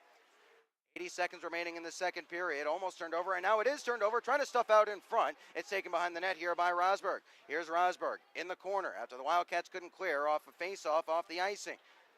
Subri ties his man up, trying to work free. Rosberg has it there. Now on this near side, Townsend will dig it free. Good work here by Jake Townsend to get it along to Scatliffe. Scatliffe will skate to the red line and play this one in deep. Cats will peel off for the change as Johansson sweeps this one around. It was lost in the skates of Reisinger, who tried to hit Lazarus. Last minute of play in the period brought to you by La Quinta Inns and Suites. Here is Rasberg gaining the zone. Cook in front of him. Rasberg, his shot blocked as the loose puck is played towards the front of the net, and Knight sticks this one away. Alex Alger. Knight took it away from him. Now Farmer has it for the Cats in the last 35. Lazarus couldn't dig it free. Now Farmer does and plays it softly down. Will it come up short of icing? Yes, it will. Waved off at the last second by Berecha, the linesman. 24 remaining in this second period. Wildcats leading 5-2 as Faulkner will bring it forward. It's intercepted here by Albrecht. Tries to bank it off the boards for Farmer. Instead, it's for Cam Knight to give it along to Sharazin. He'll just play it softly towards the corner and let Albrecht go in pursuit. Albrecht trying to dig it loose. He has it behind the net. Now it's Kenny Hausinger. APAP checks up on a big hit in the last 2 seconds and one. And now the horn will sound. And that'll do it in the second period. So 40 minutes of hockey in the books and not any change in the lead for the Wildcats. They still lead by 3, just as they did at the end of 1. 5-2 the score here at the end of 40 minutes of play. Shots on goal in that second period were 12-9 in favor of Odessa, but the Wildcats, after a couple of quick goals by the Jackalopes within 30 seconds of one another, they steadied the ship, started to get back into the offensive zone, and created a couple of strong chances for themselves. So we'll see what the third period has in store, but before that, we'll have the intermission report coming up for you on the other side of the break here on FastHockey.com and the Wildcats Broadcast Network.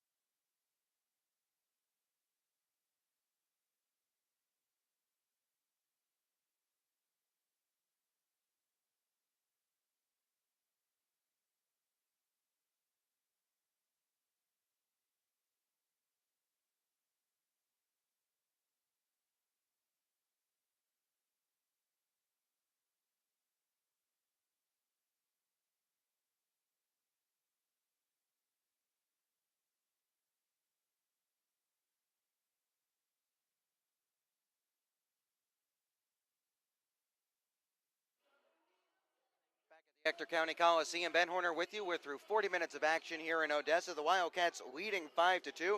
They skated out to a 3-0 lead in the first before Kevin Sherzan and Paul Subri made it 4 and 5-0 respectively in the early stages of that second period. In fact, it was just 4 minutes in that the Wildcats had a lead of 5-0. Forbes Ploget, who had relieved Robin Johansson at the start of the second period, was removed after he faced faced 4 shots and allowed 2 goals. So Johansson was put back in there, and I do have to say that since he came back in, he does look much sharper than he did in the first. Couple of good saves there after the Wildcats had conceded a couple of quick goals and had gotten rocked back on their heels a little bit. They started to eventually regain their footing here, and it only took about 2 or 3 minutes for them to get back on the front foot and reestablish the threat in the offensive zone. And what you have to say right now about this Wildcats team is that all 4 lines are playing very well at the moment. Beaulieu, Apap, and Staub continues to be the line that does it all and does everything in every situation for the Wildcats. But Sherzan, Farmer, and Albrecht have had a very good game together as a unit. Albrecht down low played it out in front for Sherzan on a great pass after both of those guys had been given a whole lot of time and space. And the line of Litviak, Falconer, and Oakley working together well. Falconer having a very good game. He's strung together a few very strong performances over the last few weeks after enduring a bit of a dry spell that coincided with him trying to help out the team by shifting back from forward to defense. He's back at forward and back putting the puck in the back of the net. And of course the fourth line, Reisinger, Subri, and Lazarus playing good hard-nosed hockey, keeping it simple, not trying to get too complicated, getting pucks on net and just seeing what will happen. Last night the Wildcats had their 7-game winning streak snapped, and we will now, as we always do, revisit highlights from that contest. Farmer to take the draw against Chad Gadarian here. The referee, McFarland, brings them together, and the puck is down. We're underway here in Odessa. Is off the draw. Zebnik sticks this one along to Matt Cook. Odessa, drop pass for Christian Hausinger, holding. Christian Hausinger still holding, trying to wrap around all the way in front. Puck is loose at the doorstep. It's still loose at the top of the blue paint, and Staub will knife it away to safety.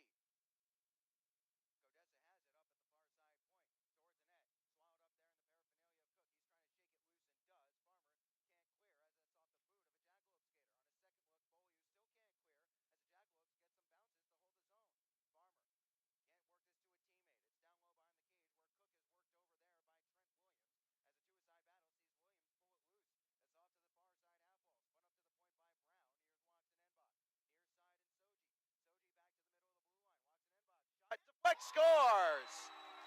Derek Brown in the high slot. The Cats couldn't clear on the power play. They had a couple of chances, and they trail 1-0.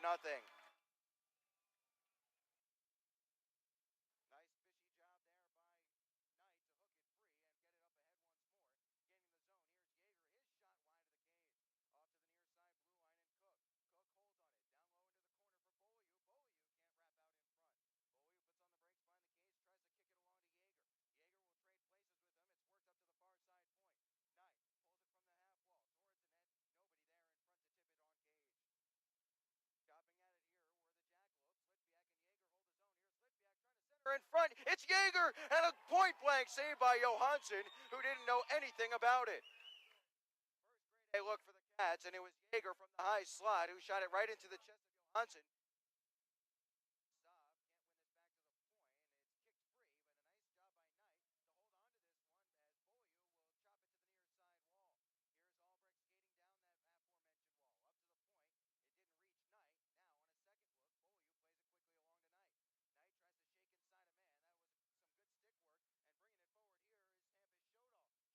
In front, scores! He fought through Cam Knight, fought through the other check, and scored just inside the post, and the Cats trail 2-0.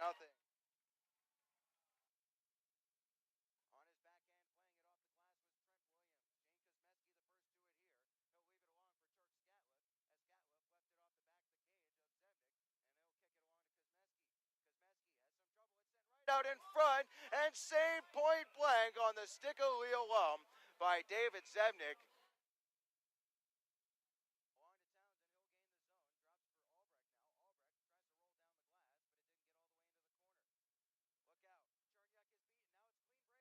Hausinger, save, rebound, and Zebnik makes the save again and keeps the puck out.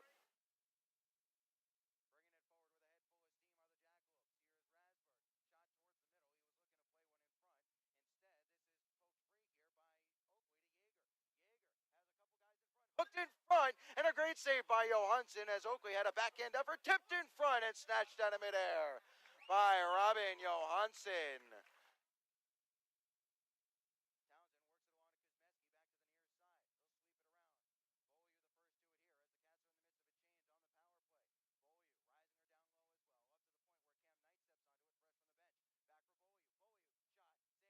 Rebound, Johansson, where's the puck? No goal. The Cats bench thought they had scored. Coach LaFontaine is adamant that that's a goal. Thought he had scored as well. Johansson somehow kept that puck out.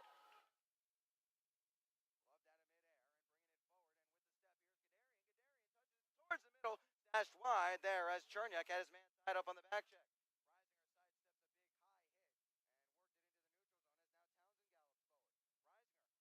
Behind. Clean break for Leo Lum. In the middle with him is Gadarian. Gadarian in front. Saved by Zebnik, and he'll make the save and hold on. And Cherniak takes exception to an extra grab at the end there by Leo Lum.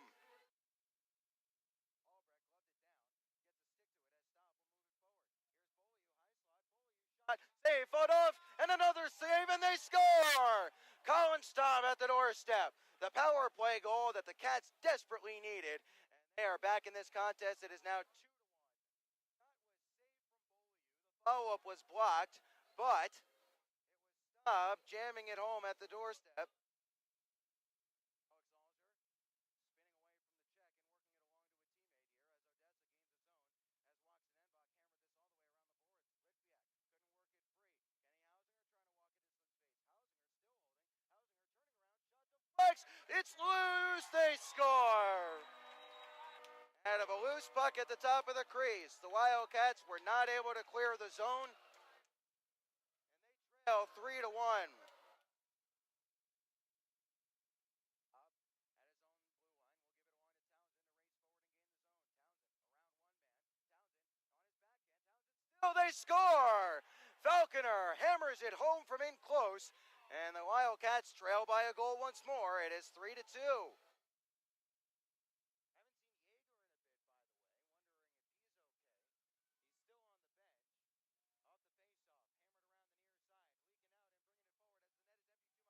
Hausinger towards the empty net scores, and the Wildcats are going to see their winning streak fall by the wayside. They trail 4-2 inside 2 minutes remaining. 8 seconds remaining. Cook will hold it in at the point. Cook, it's intercepted at the blue line. Knight will just take his man off the puck as Alger wants an empty netter, but he's not going to get it. Horn sounds. That'll do it. The Wildcats see their 7-game win streak come to an end. It can't all end in happiness, and this one won't. Wildcats will be hoping that tonight's contest will end in happiness, however. They lead 5-2 as we tick our way down towards the third period of action here at the Ector County Coliseum. Ben Horner with you on FastHockey.com and the Wildcats Broadcast Network. Thanks for making us a part of your Saturday evening. As now we'll take a look at what else is going on around the North American Hockey League and our Jerry Sporting Goods out-of-town scoreboard. We'll start outside the division this time around. It has gone final in Johnstown. 3-2 is the score in favor of the Jets.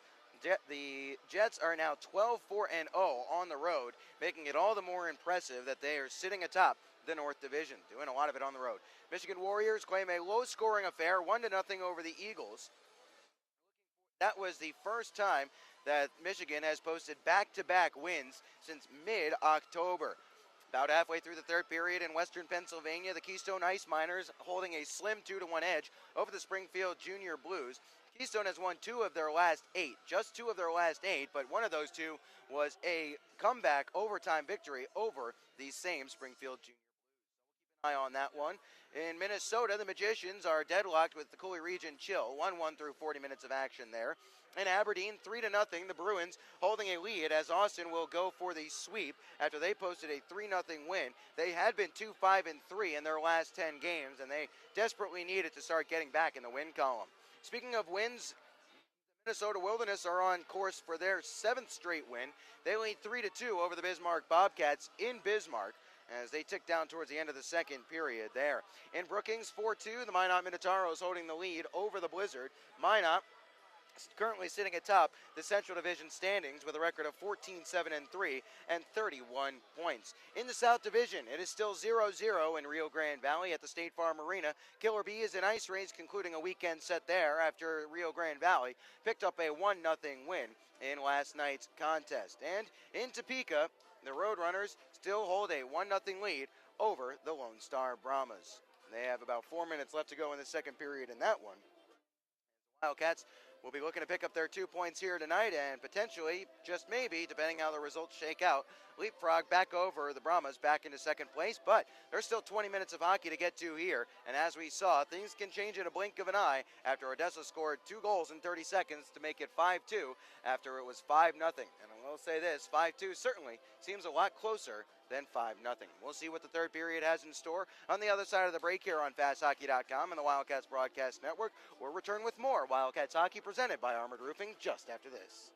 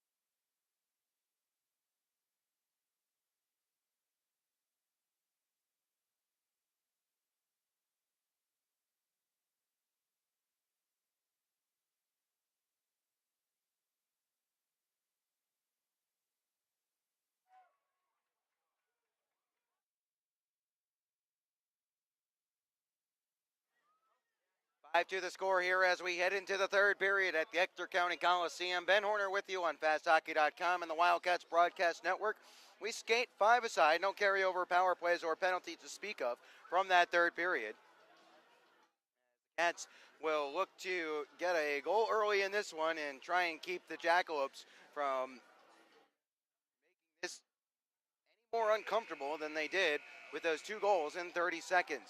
Shaw in the cage to my right, Johansson in the cage to my left, APAP to take the draw, and this one is won by the Jackalopes as the puck is down and we're underway in the third period, brought to you by American Classified as it was Rasberg winning the draw, but the Jackalopes turn it over as it's on the stick of Austin Beaulieu.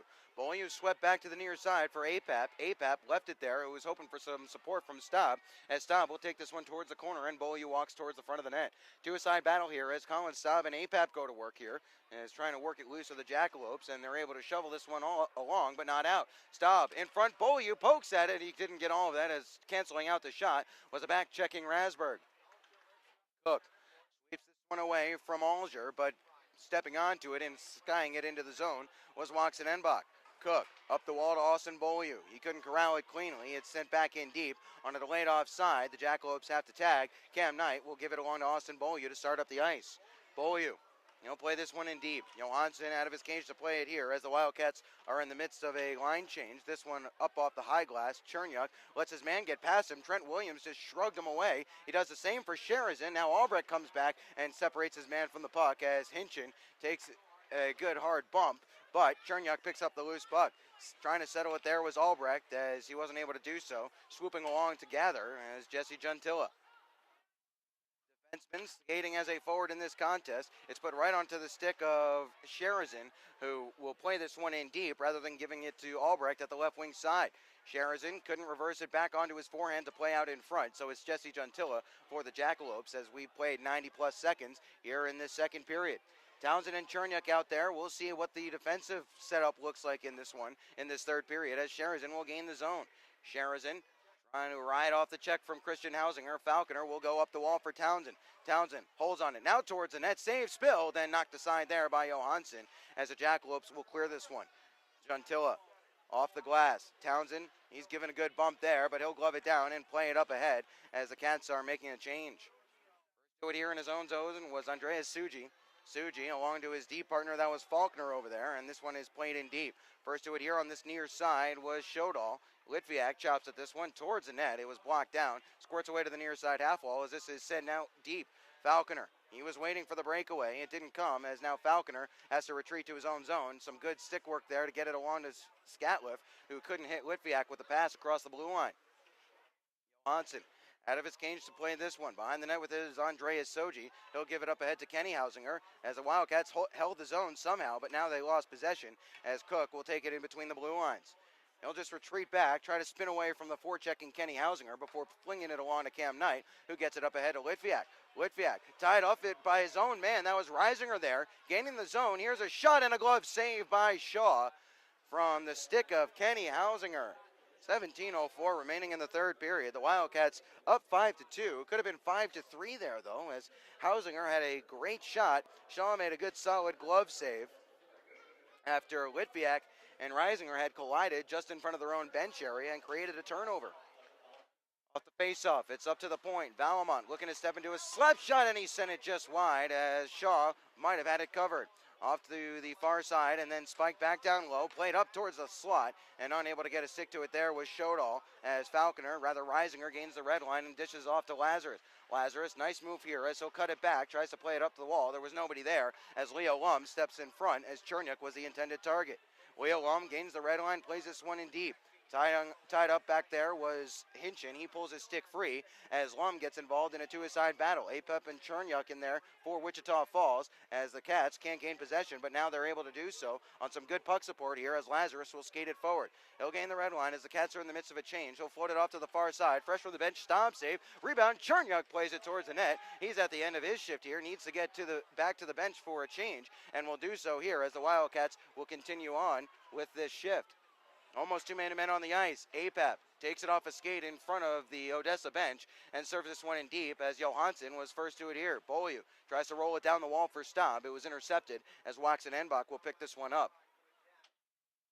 Inside 16 minutes to play here in the Ector County Coliseum. Staub couldn't corral this one as sprinting down this right wing side is Alger waiting for a pass that doesn't come from a man behind the net. That was Rosberg. Played in front there. Now it's Hausinger. His shot save. And in the slot, Beaulieu picks it up through traffic and will look to sprint ahead. Beaulieu trying to split a couple of guys and does as Farmer gets in front. Beaulieu trying to go backhand shelf. And that one is knocked aside by Johansson easily enough.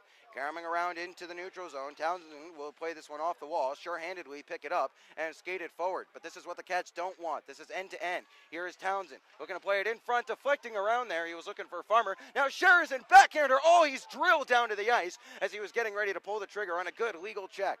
This one played up the ice. First to it here was Cook in front of Trent Williams as he'll put it onto the stick of Albrecht. Albrecht jabs this one forward for Sheridan, who touches it in stride for Farmer. On his backhand, Farmer looking to go backhand shelf as well, and that one also blockered away. Cam Knight. Now it's Matt Cook, top of the left circle. Cook shot, save, rebound, and Sheridan couldn't knock it out of midair. And Farmer is going to go. We got a fight here. Farmer going against Trent Williams. A big right and an uppercut by Farmer. Williams' helmet's off. Farmer's is off. They're reaching. Down goes Williams. Down goes Farmer on top. So that'll be the end of both of those guys' nights. Farmer is done for the evening as the new rules this year, a 5-minute major and a 10-minute misconduct. As Farmer's night is done, he got into it with Trent Williams. Just the second fight we've seen this year from the Wildcats. The other guy was Austin Hinchin at the showcase. I did not see what precipitated that, although suffice it to say, Farmer is a fiery guy, and if you hit him just enough and push him over the edge, he'll let you know how unhappy he is. No extra guys in the penalty box right now as Farmer heads to an early shower, and looks like we'll just get back to play here. 14:50 remaining in the third. 5-2, the Wildcats holding a lead as the faceoff is to the left of Johansson. Face-off, unable to step towards the middle, was Litviak as he picked up the puck. Now it's Falconer spiking it down low. Oakley, nice settle here, plays it towards the net, off the stick of Christian Hausinger, and it goes away towards the corner where Litviak will grab. Litviak, nice move to spin away. Cross-ice pass, hits Cook. Cook has to field off the back wall, and he'll play it down low as he couldn't quite settle that bouncing puck. Falconer trying to pick Shodall's pocket. Shodall evades him and moves it up ahead. Nice play there by Cam Knight to stick this one away from an on-rushing skater as this one is played wide of the cage of Shaw. First of this one is Matt Cook. He'll sweep it off the back wall for Cam Knight. Knight under some pressure. Nice little spin there from Knight to create some space for himself as Cook plays this one up the wall but not out. Look out. Could be a turnover here. Shodall didn't know he had it in his skates as that allows the Cats to re-grab and clear. Now it's Kenny Hausinger gaining the zone. Wide of the cage. Shaw measures it up and easily knocks it aside with the blocker. Cam Knight behind the net. Nice pass to play it along to Cook after he took a bump for his troubles. Cook, nice pass up ahead to Reisinger in stride. Reisinger around one man, fights through the check and takes it to the corner. Subri in the middle. Reisinger slams on the brakes. Behind the net with it is Subri. Subri, he couldn't sweep it out in front where Lazarus was waiting as Odessa can't reach this one and Hinchin will send it back down low. Here is Subri. Subri, drop pass. Lazarus in the circle. Back in front. Subri scores! Did he score? No, it was kept out. A penalty upcoming. My apologies. I thought the puck had gone in. But it clearly had not even close. A little quick on the trigger was myself. Either way, the Cats will head to the power play for the third time this evening. Subri was alone in front until he got hooked off it and had his stick tied up. And I got a little ahead of myself. So we're still at 5-2. And as the net popped off its moorings, I thought I saw the red light go on, but I don't know what I'm trying to explain away here. That was just a boneheaded mistake on my part. Cats of the power play for the third time this evening rather. Oakley will give it down low to Lazarus. Lazarus looking to play into the middle now. Now backdoor pass, loading a shot. Falconer saved there by Johansson as he took the extra split second to dust it off before releasing. 13-17 remaining in the third period. The Wildcats are on the power play after Leighton Valamont took a hooking minor at 6:30 of this third. Tied up off the faceoff. That was Lazarus in the draw as this is scrummed for and worked free by the Jackalopes. Down. Falconer controls ahead of the forecheck of Mansfield, and now he'll skate up the ice. Here is Falconer having a very strong game. Is Alex Falconer, the Wisconsin native, looks to play it up to the point. Now it's down low for Reisinger. Backdoor, he was looking for Oakley, and someone got his skate in the way. The way down as the Cats have to retreat. Townsend, as both teams are in the midst of a change, Townsend thought about a quick outlet pass, thought better of it, will recollect and play it along to Albrecht just over the red line. Albrecht leads this one ahead for Beaulieu. Beaulieu looking to control here on the near side half wall, just outside the left wing circle. Stop. Can't control this one as the Cats have a minute remaining in their power play. Here's Beaulieu at the circle. He'll give it to Cam Knight, top of the zone. Knight shot blocked there as that was Watson Enbach on the block. He'll skate it up ahead with Leo Lum. Lum can't beat Cam Knight there, but Watson Enbach still has it. Shot blocked there by Cam Knight as the puck is still loose behind the cage. Sent in front, and a toe save by Shaw, point blank. He never saw the shot coming. Here is Cam Knight as the Wildcats almost had to check over their shoulder at 5-3, but we skate on at 5-2 after Shaw made a great save. Here is Cam Knight slowly gaining the zone and dropping to Beaulieu. Beaulieu in the last 25 of the power play. Nice pass. Albrecht, top of the right wing circle. Shot wide. Rebound is off the back of the cage where Cam Knight will take it. Knight. Backhand effort, skied high and over to the glass. Beaulieu has it now near side in the last 15 of the power play. Beaulieu wanting it down low is Apap. Now Beaulieu sends it towards the net, deflected in front, and Johansson will make the save. Apap was the one walking into the middle, trying to get a stick to that. With 9 seconds remaining and the penalty to Lane Valamont, the Wildcats will have an offensive zone draw coming to the right of Johansson. They lead 5-2. 11:38 remains in this third period. Part of a road-heavy stretch for the Wildcats. We've talked about it. Yesterday's contest marked the first of 10 games on the road out of their next 12.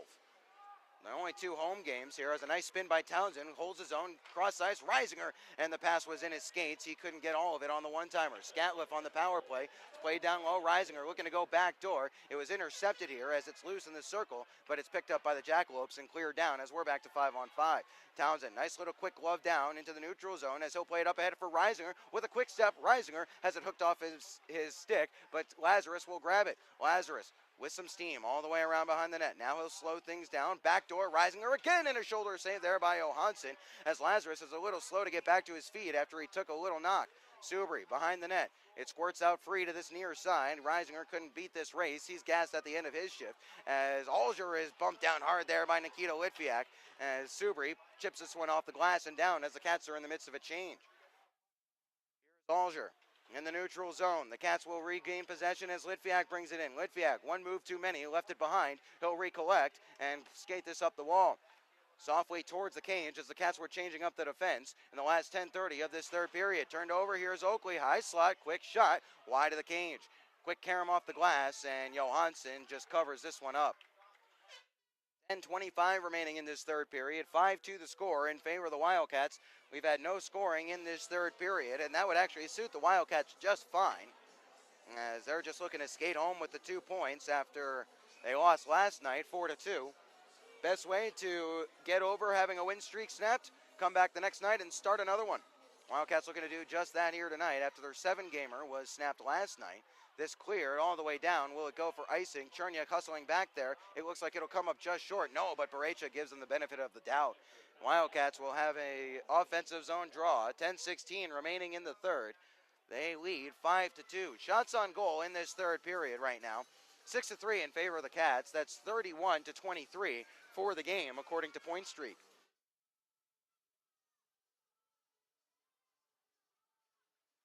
Off the face-off. Oakley can't kick it back to the point. Looking to start it forward was Kenny Hausinger. Cook got a little aggressive. Hausinger gains a zone. Looking to skate it all the way around behind. Looking to tuck it out in front. Save there. Rebound. It's sent wide to the cage as Shodal shanked it. Falconer behind the net. Kenny Hausinger, bad angle stuff attempt. It's loose and another toe save by Shaw, who is doing yeoman's work in this third period. Puck loose, picked up by Matt Cook. Now it's Litviak, touched along to Oakley. He'll get to the red line, play this in deep, and come to the bench for a change. Shaw making some big saves to keep this a 3-goal lead for the Wildcats. Forward here is Kenny Hausinger. He'll give it along to the middle and get it back. Hausinger on his backhand and has it squirt free. Hausinger, as this first line of the Jackalopes, is trying to give them some life. Sky down low behind the net. Townsend rolls his man off it. That was Mansfield waiting for it. It didn't come as Townsend to put it right on the stick of Kenny Hausinger. Backdoor, Mansfield, save, rebound. Schoedal sent it wide again. And another bad angle look. Still they scramble for it. Mansfield down low. Mansfield on his backhand. Tries to play it off to the far side half wall. It's poked at by Townsend, and Subri will collect it, chip it high up into the air, as this is an onside play as Albrecht is tied up off the far side. He'll work his stick free, poke it up to the point as the Wildcats got a desperately needed change, and we're going to get a penalty upcoming here, and it's going to be against Austin Albrecht on a hooking call. 8:51 remaining in the third period. The Wildcats leading 5-2, but if Hampus Schoedal didn't just shank two of the best opportunities we've seen all night, this game could be vastly different. And if it weren't for the efforts of Austin Shaw, this game would be vastly different. That is for sure. That's 2 for 2 on the Gilmore's Collision Center penalty kill here. Faceoff will be to the right of Shaw. Albrecht sits 2 minutes for hooking. Schoedal was so upset that he missed a wide open net. He turned around like he was going to smack his stick against the ice. Unfortunately, McFarland was right there, and if he had, it would have been basically a decapitation attempt. Schoedal, thankfully, thought better of it, held his emotions in check, and eventually the Jacks were able to earn the power play opportunity as they look to bring it up ahead. It's on the stick of Cam Knight. He'll spin, try to send it the length of the ice. Had some trouble with it, but APAP was there. Johnny on the spot was Tommy, and he'll send it all the way down. 90 seconds remaining in the penalty at Austin Albrecht. Wildcats not getting too aggressive on this forecheck here, as this is Matt Cook taking it his own zone.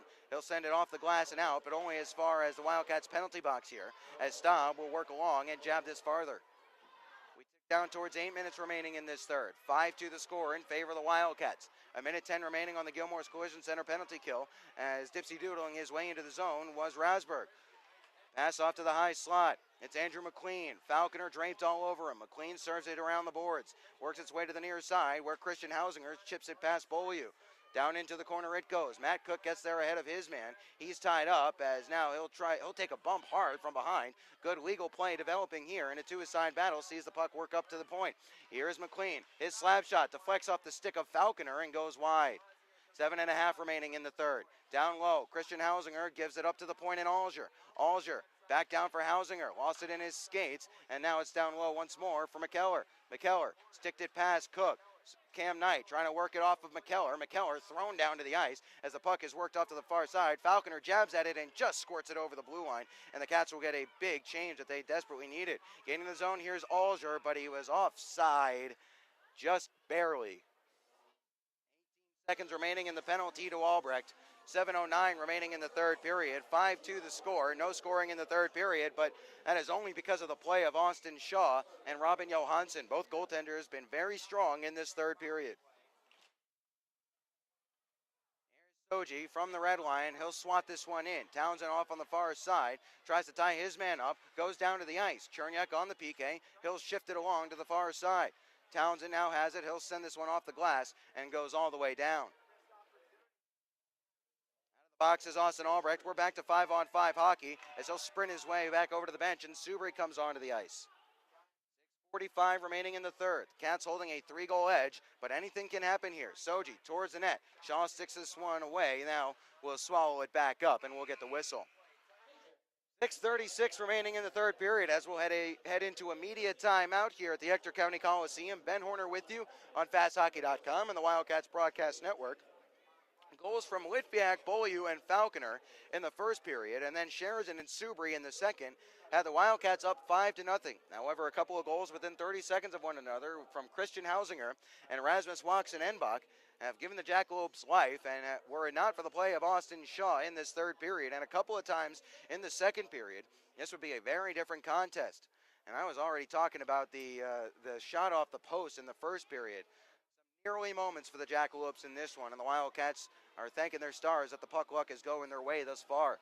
Just over 6.5 remaining in the third period. The Jackalopes are starting to even things up in shots on goal, which is quite impressive when you remember they got outshot 19-8 in that first period. Faceoff will be to the right of, rather the left of Shaw. Oakley there with Chernyuk, Subri, Townsend, Reisinger, and Shaw. Obviously, Shaw in net as Oakley off the faceoff spins away from the forechecking Derek Brown. Turned over. Kenny Hausinger swats towards the middle. It's off the outside of the cage. Derek Brown, puck loose in front. Still, it's loose. Shaw couldn't reach it, but Townsend got it along to Reisinger. Reisinger feeds it back towards the middle, and it just skipped over the stick of Townsend. Behind the net with it, it's Oakley. In front, Reisinger shot, and a shoulder save there by Johansson. Best saves that we've seen Johansson make all night after he was pulled after the first and then replaced Forbes Ploget once more in the second. Kenny Hausinger feeds it towards the middle. It goes all the way to the point, took a funny bounce off a rut in the kick plate and skips out to the neutral zone and all the way down. Comes up short just at the right wing circle in the Wildcats offensive zone as back to collect it here are the Jackalopes in the last 6 of this third period.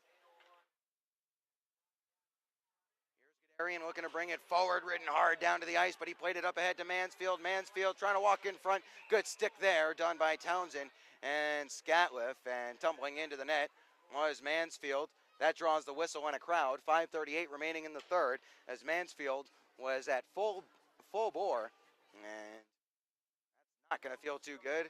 Good thing those nets have those breakaway moorings, as otherwise that could have been quite uncomfortable for Mr. Mansfield. Our next broadcast will be next Friday and Saturday night. The Cats will be back home at the K. Yeager Coliseum, and it's the Wildcats Hockey Toy Drive.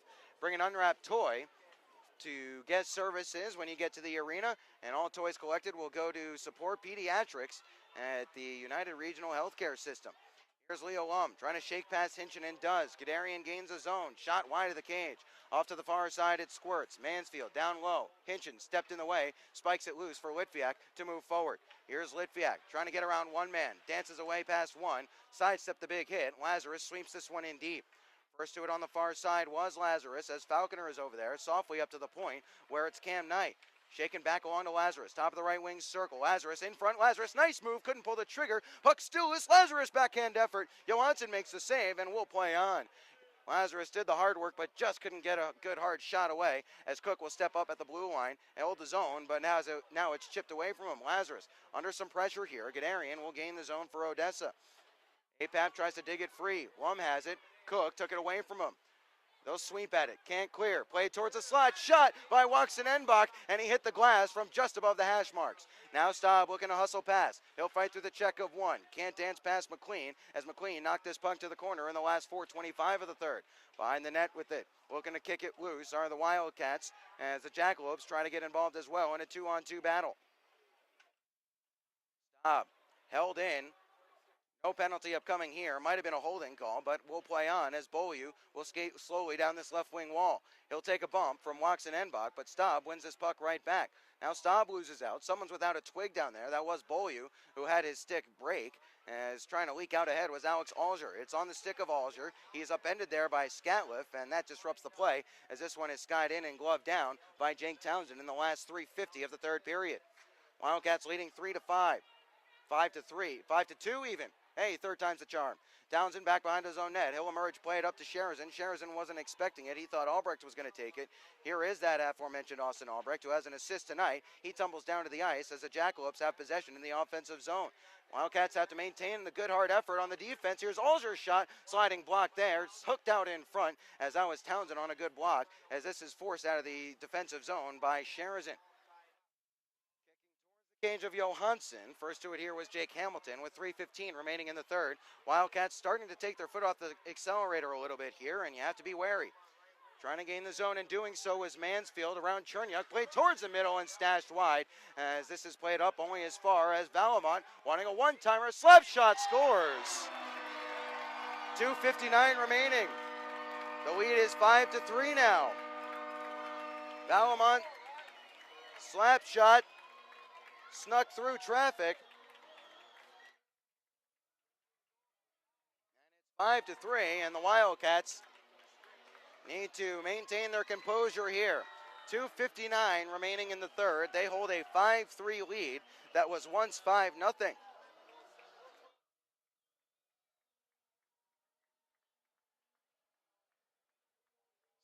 17:01, time of the goal for Valamont. The slap shot snuck through some traffic as Subri will take the draw here. Reminder, Farmer is done for the night after getting in a fight with Trent Williams. Knight trying to get a little cavalier at the blue line. The Wildcats do not want to be playing this kind of game right now. Puck possession is key. That is not offside. Somehow into the high slot. Shodal glove save there by Shaw. And Hampus Shodal, who had shanked a couple wide earlier in this period, had another shot there. Shaw makes the glove save.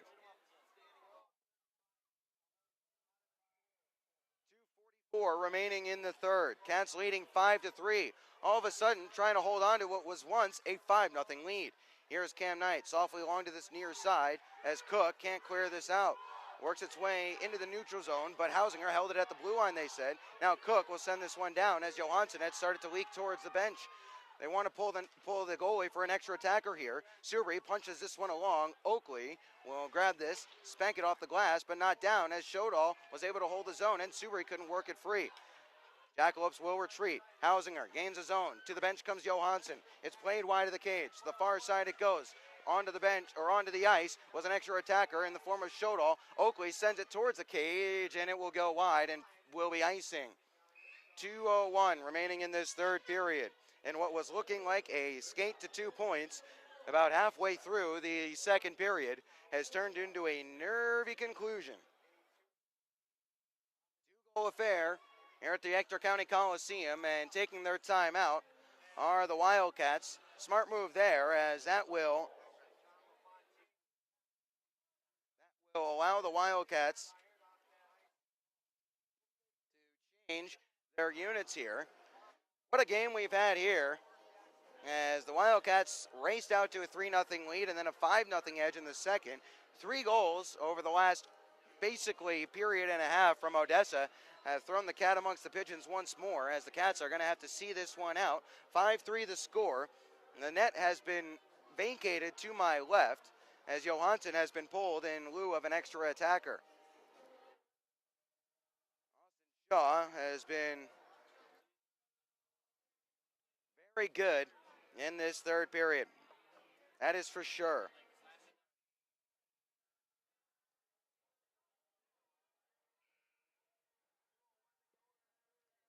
2:01 remaining in the third.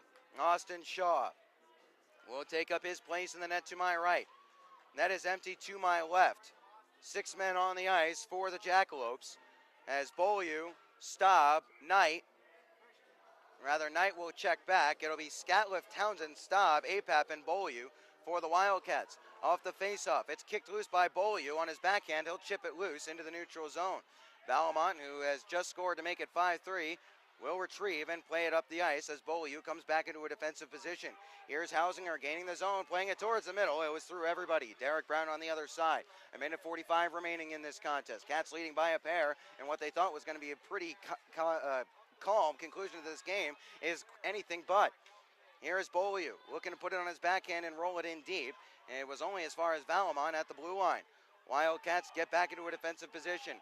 85 seconds remaining in this third. They lead by a pair. Here's Townsend. Has it on his stick. Ramps it off the glass. Now it's a foot race. Net is empty. Beaulieu racing onto it. There's a man back. Beaulieu will put on the brakes and get worked over in the corner as his helmet comes off. We'll play on here as Beaulieu regains his lid and the Jackalopes regain possession. Bringing it back ahead. Here's Odessa. Derek Brown through the middle. Hausinger scores!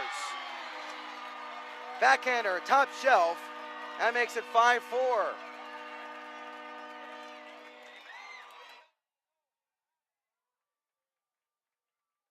Hausinger on an assist from Derek Brown with 1:03 to go in this third. You wonder what impact Farmer not being on the bench and available has played in this. And now Cook talking to McFarland, wanting to know why there wasn't a penalty for removing Austin Beaulieu's helmet. That essentially created a 4-on-3 back the other way, or a 5-on-3 even. Johansson standing at the hash marks, as off the face-off, it's Subri playing this one in low. The Wildcats were up 5-0, and now it's 5-4. Sent all the way down. Will it be icing? Yes, it will. in the last minute of play in this third period, brought to you by American Classified as the clock continues to run. My goodness, the clock is still running. They let 15 seconds run off that clock. My goodness. Oh boy. 44.5 seconds remaining is what's showing on the clock. The icing was whistled at about 56 seconds. They'll put 49 back on and split the difference.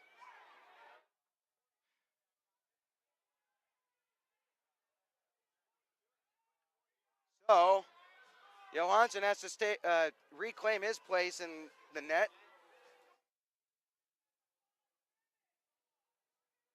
Faceoff will be to his right.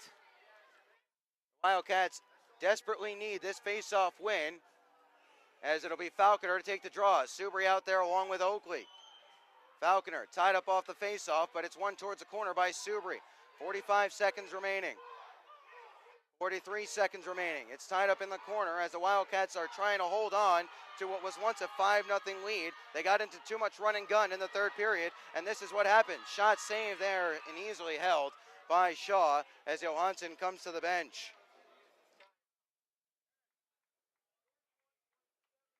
31.7 seconds remaining in this third period. The Jackalopes entered this frame trailing 5-2. They've scored twice inside the last 2.5 minutes to make it 5-4. Timeout taken by Odessa here, and the faceoff will be to the right of Austin Shaw.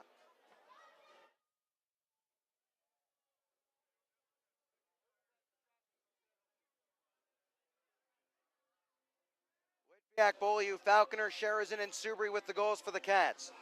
Hausinger, Waxenenbach, Valamont, and Kenny Hausinger. Rather, Trent Williams, Waxenenbach, Valamont, and Kenny Hausinger for Odessa. 31.77 seconds remaining in this third. Wildcats got sucked into the Jackalopes game plan in the third as an extra attacker goal from Hausinger has this one as a one-goal affair. False start off the face-off as we'll do it again.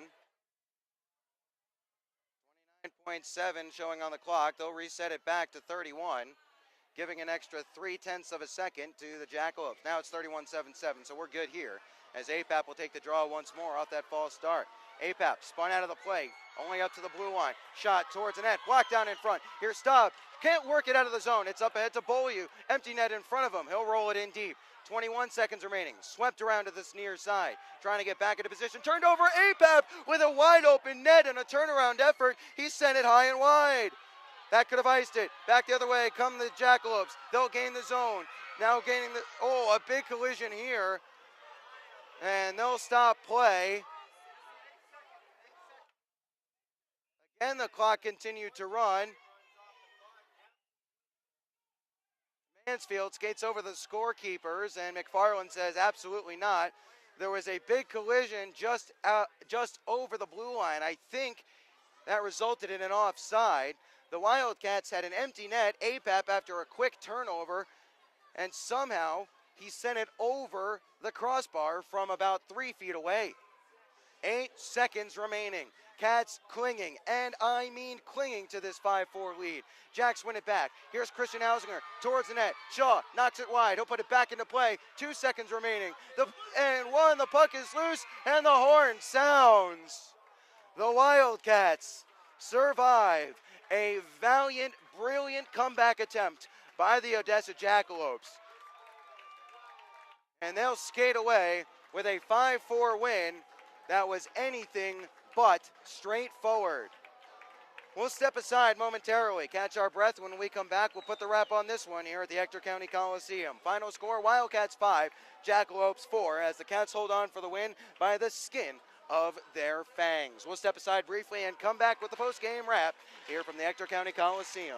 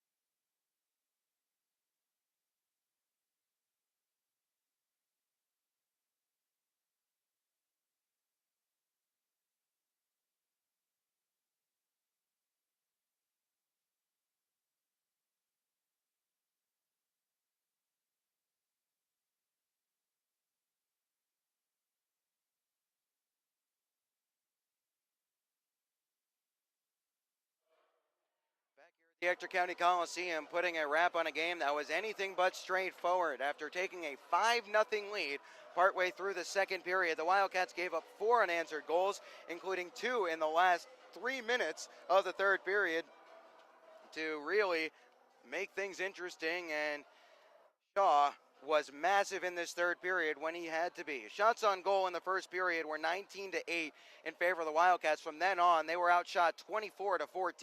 And you could see it developing in the third period. They were starting to get pulled into that track meet, end-to-end game that Odessa likes to play. They weren't able to reset themselves, but at the end of the day, no harm, no foul, as they're able to hang on for the 2 points here against the Odessa Jackalopes. Let's get to the scoring summary here, and this one might take a while, so pack a lunch and pour a cup of coffee.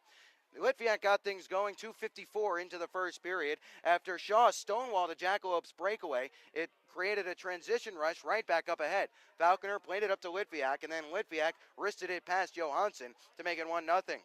Austin Bolio then scored on the power play. A snipe from just below the top of the left circle into the top corner made it 2-0 on the power play. That was Bolio's 11th of the year, tying him for the team lead, but that would be short-lived. By the way, the Cats now have a power play goal in 10 straight contests.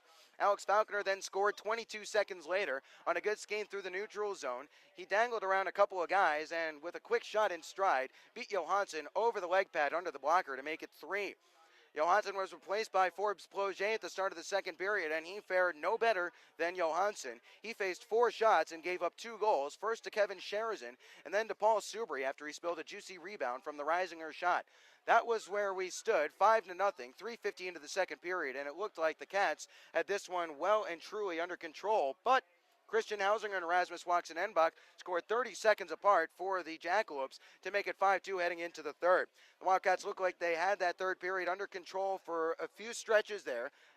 Austin Shaw making some brilliant saves to keep the Wildcats in the lead, and at the end of the day, they proved to be crucial as Lane Valamon and Kenny Hausinger scored to make it 5-4, well, 5-3 and 5-4 respectively, inside the last 3 minutes of the contest. It was a furious flurry at the end of the game for the Jackalopes, but the Wildcats were able to withstand it, and will take the 2 points back to Wichita Falls.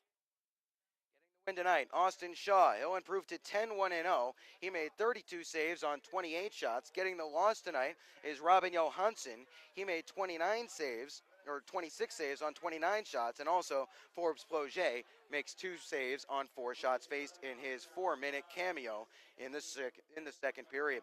With the win, the Wildcats improved to 16-5-0. They are now 5-3-0 on the road and 13-4-0 in the division. With the loss, the Jackalopes stumbled to 6-15-4. They are now 3-2-2 at home and 5-13-4 in the division. Let's take a final look at the out-of-town scoreboard here, see if there's any impact on where the Wildcats are going to be sitting in the division standings. It is 2-0, Topeka holding the lead over the Lone Star Brahmas with about 11 minutes remaining. If that result holds, the Wildcats will move back into second place ahead of the Lone Star Brahmas. It is 2-2 between the Ice Rays and the Rio Grande Valley Killer Bees, as Corpus currently sits 2 points behind the Wildcats, so they cannot catch Wichita Falls tonight, but that's the result to look out for. Our next broadcast will be Friday, December the 5th, at home at the K. Yeager Coliseum when the Wildcats host the Corpus Christi Ice Rays for their last home games before the Christmas holiday season. Reminder, that is Wildcats Hockey Toy Drive weekend. Bring an unwrapped toy, be it teddy bears, toy cars, whatever you want to donate. All of it will be going to the Pediatrics Playroom at United Regional Medical Center as the Wildcats continue our efforts to support United Regional and all the great work that they do in our Texoma community. So, final score for the final time, 5-4. Wildcats will skate away with the 2 points by the skin of their teeth.